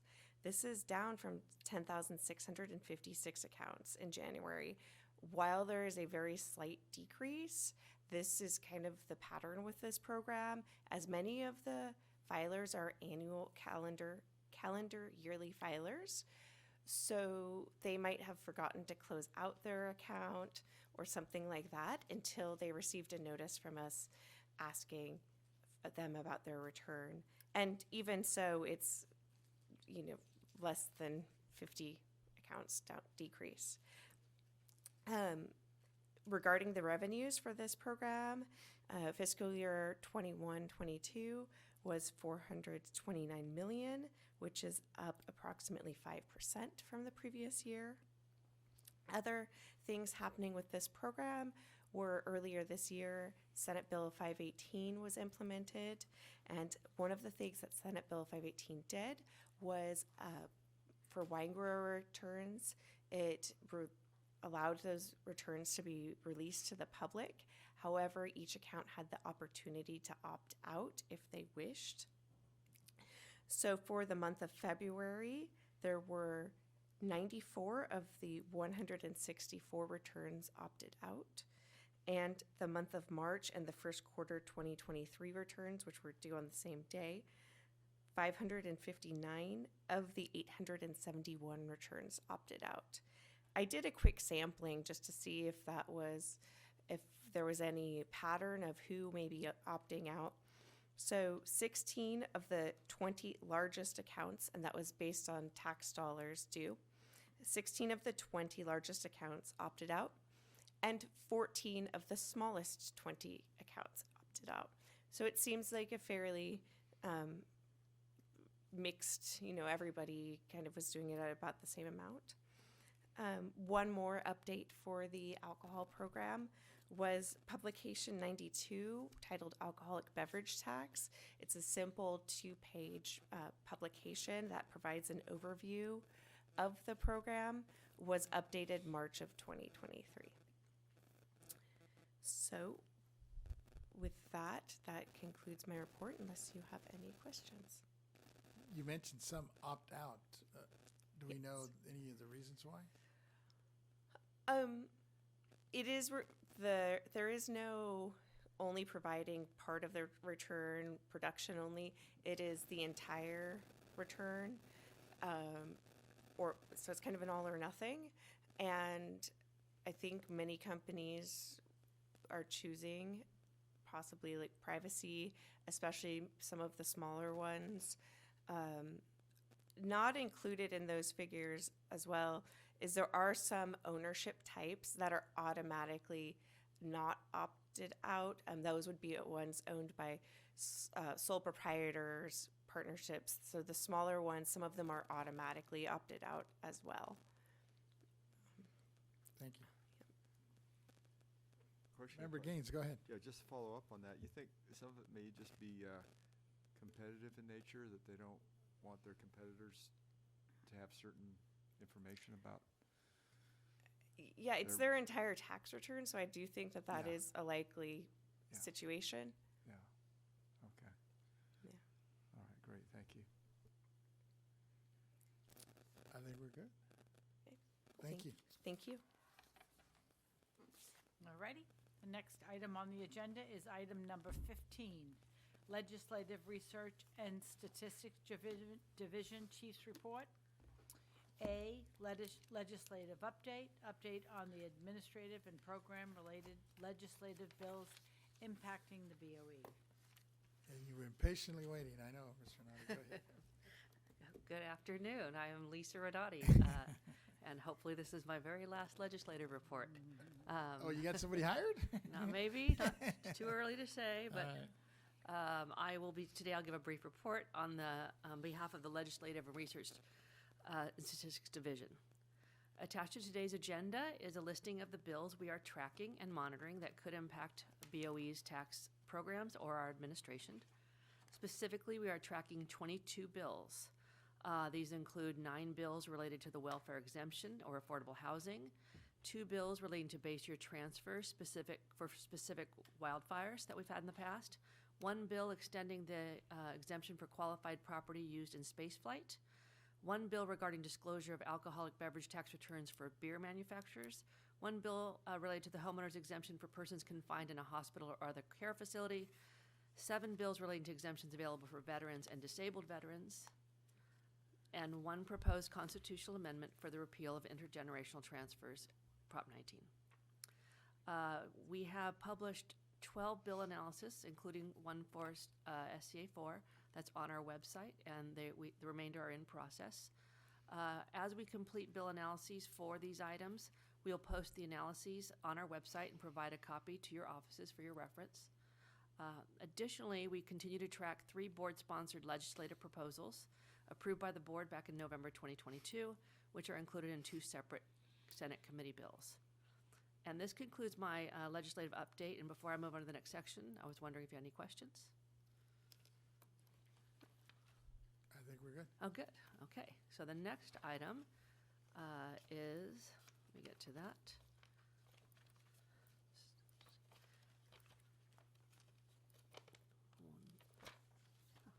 Apparently I have lots of pages. So the next item, members, is 2 legislative proposals for your consideration regarding the administration of our alcoholic beverage tax. The analyses for these 2 proposals are attached to today's agenda. In 2022, the legislature passed Senate Bill 518, which Ms. Williams was just talking about regarding wine growers. And part of that legislation required in part that sellers of beer, wine, or distilled spirits file all their tax returns electronically. Today, I bring you two proposals, which are technical amendments to ensure conformity and consistency. The first is a proposal regarding common carriers. An excise tax is levied on sales made in the state by common carriers on board boats, trains, and airplanes, or by persons licensed to sell distilled spirits on board such boats, trains, and airplanes. We propose to amend Section 32202 of the Revenue and Taxation Code to require electronic filing of the report of sales by distilled spirits by these persons. The second proposal seeks to amend Section 32452 of the Revenue and Taxation Code to require electronic filing of supplemental reports, including schedules, required from alcoholic beverage licensees, common and private carriers, and other persons. The existing law requiring electronic filing applies only to the tax returns used to report taxes due and does not specifically apply to the required supplemental reports and schedules attached to the returns, containing other pertinent information and reports used to ensure compliance and accurate reporting. Our amendments proposed to RTC Code Section 32452 include cleanup language to mandate that supplemental reports must also be filed electronically and include a schedule as a type of supplemental report. And with that, I ask the board to approve the legislative proposals to amend Sections 32202 and 32452 of the Revenue and Taxation Code. It's been moved by Member Gaines. Second by Mr. Schaefer, Member Schaefer. All righty, Do let's we go have- to. We don't have any written comments on this, do we? We have no written on the comments, and we do not have anyone in the audience. So let's go out to the moderator. AT&T, can you let us know if there's anyone on the line who'd like to make a public comment regarding item 15? If you would like to make a public comment regarding item 15, please press 10 at this time.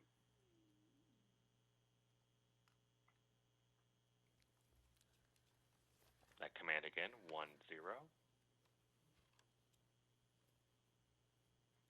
And we do have a comment from Jen Kilroy. Please go ahead. Yeah, this is just a question. There was a report done of a review of SCA4. Could you just repeat where we could look that up and find that information? Thank you. That report is on our webpage. At the webpage, right? www.boe.ca.gov. In the legislative button, you could search legislative and you'd be able to find it very easily. So that's where it can be located. And we have no further comments at this time. Thank you. Alrighty, so we have a motion made by Mr. Gaines, seconded by Mr. Schaefer, to authorize the staff to move forward with the technical amendments to Revenue and Tax Code Section 32202 and Section 32452. Chair Vasquez? Aye. Vice Chair Lieber? Aye. Member Gaines? Aye. Member Schaefer? Aye. Deputy Controller Emron? Aye. So that's unanimous of all those present. Thank you. We have one more administrative thing to do. We're going to go out to the AT&T moderator for all of the executive directors' reports. So again, we do not have anyone in the audience who has asked to come forward. I have nothing in writing that has been received. So we're going to go out to the moderator. AT&T moderator, can you let us know if we have anyone on the line who would like to make a public comment regarding all of the executive directors' reports? If you would like to provide public comment on all the executive directors' reports, please press 10 at this time.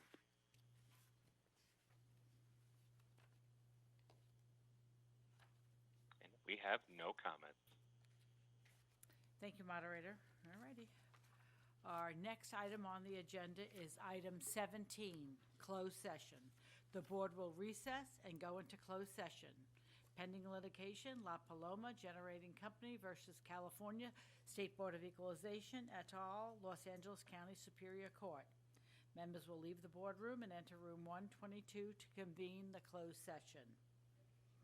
So we'll a recess at 4:29. We don't have an estimated time of return, do we? No, we We do not have an estimated We time. will return when we finish. That's correct.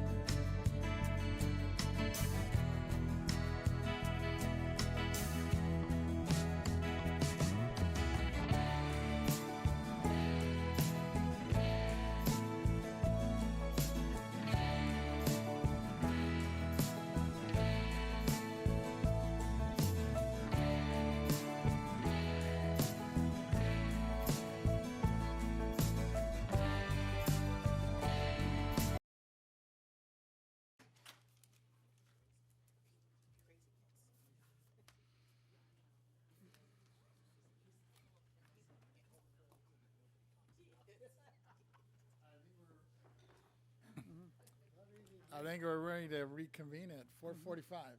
Yes, All righty, the board members met in closed session and discussed litigation matters. So we're up to the last item on the agenda for today, which is closing remarks. Members, I would just like to close out, unless anybody else has any other adjournments.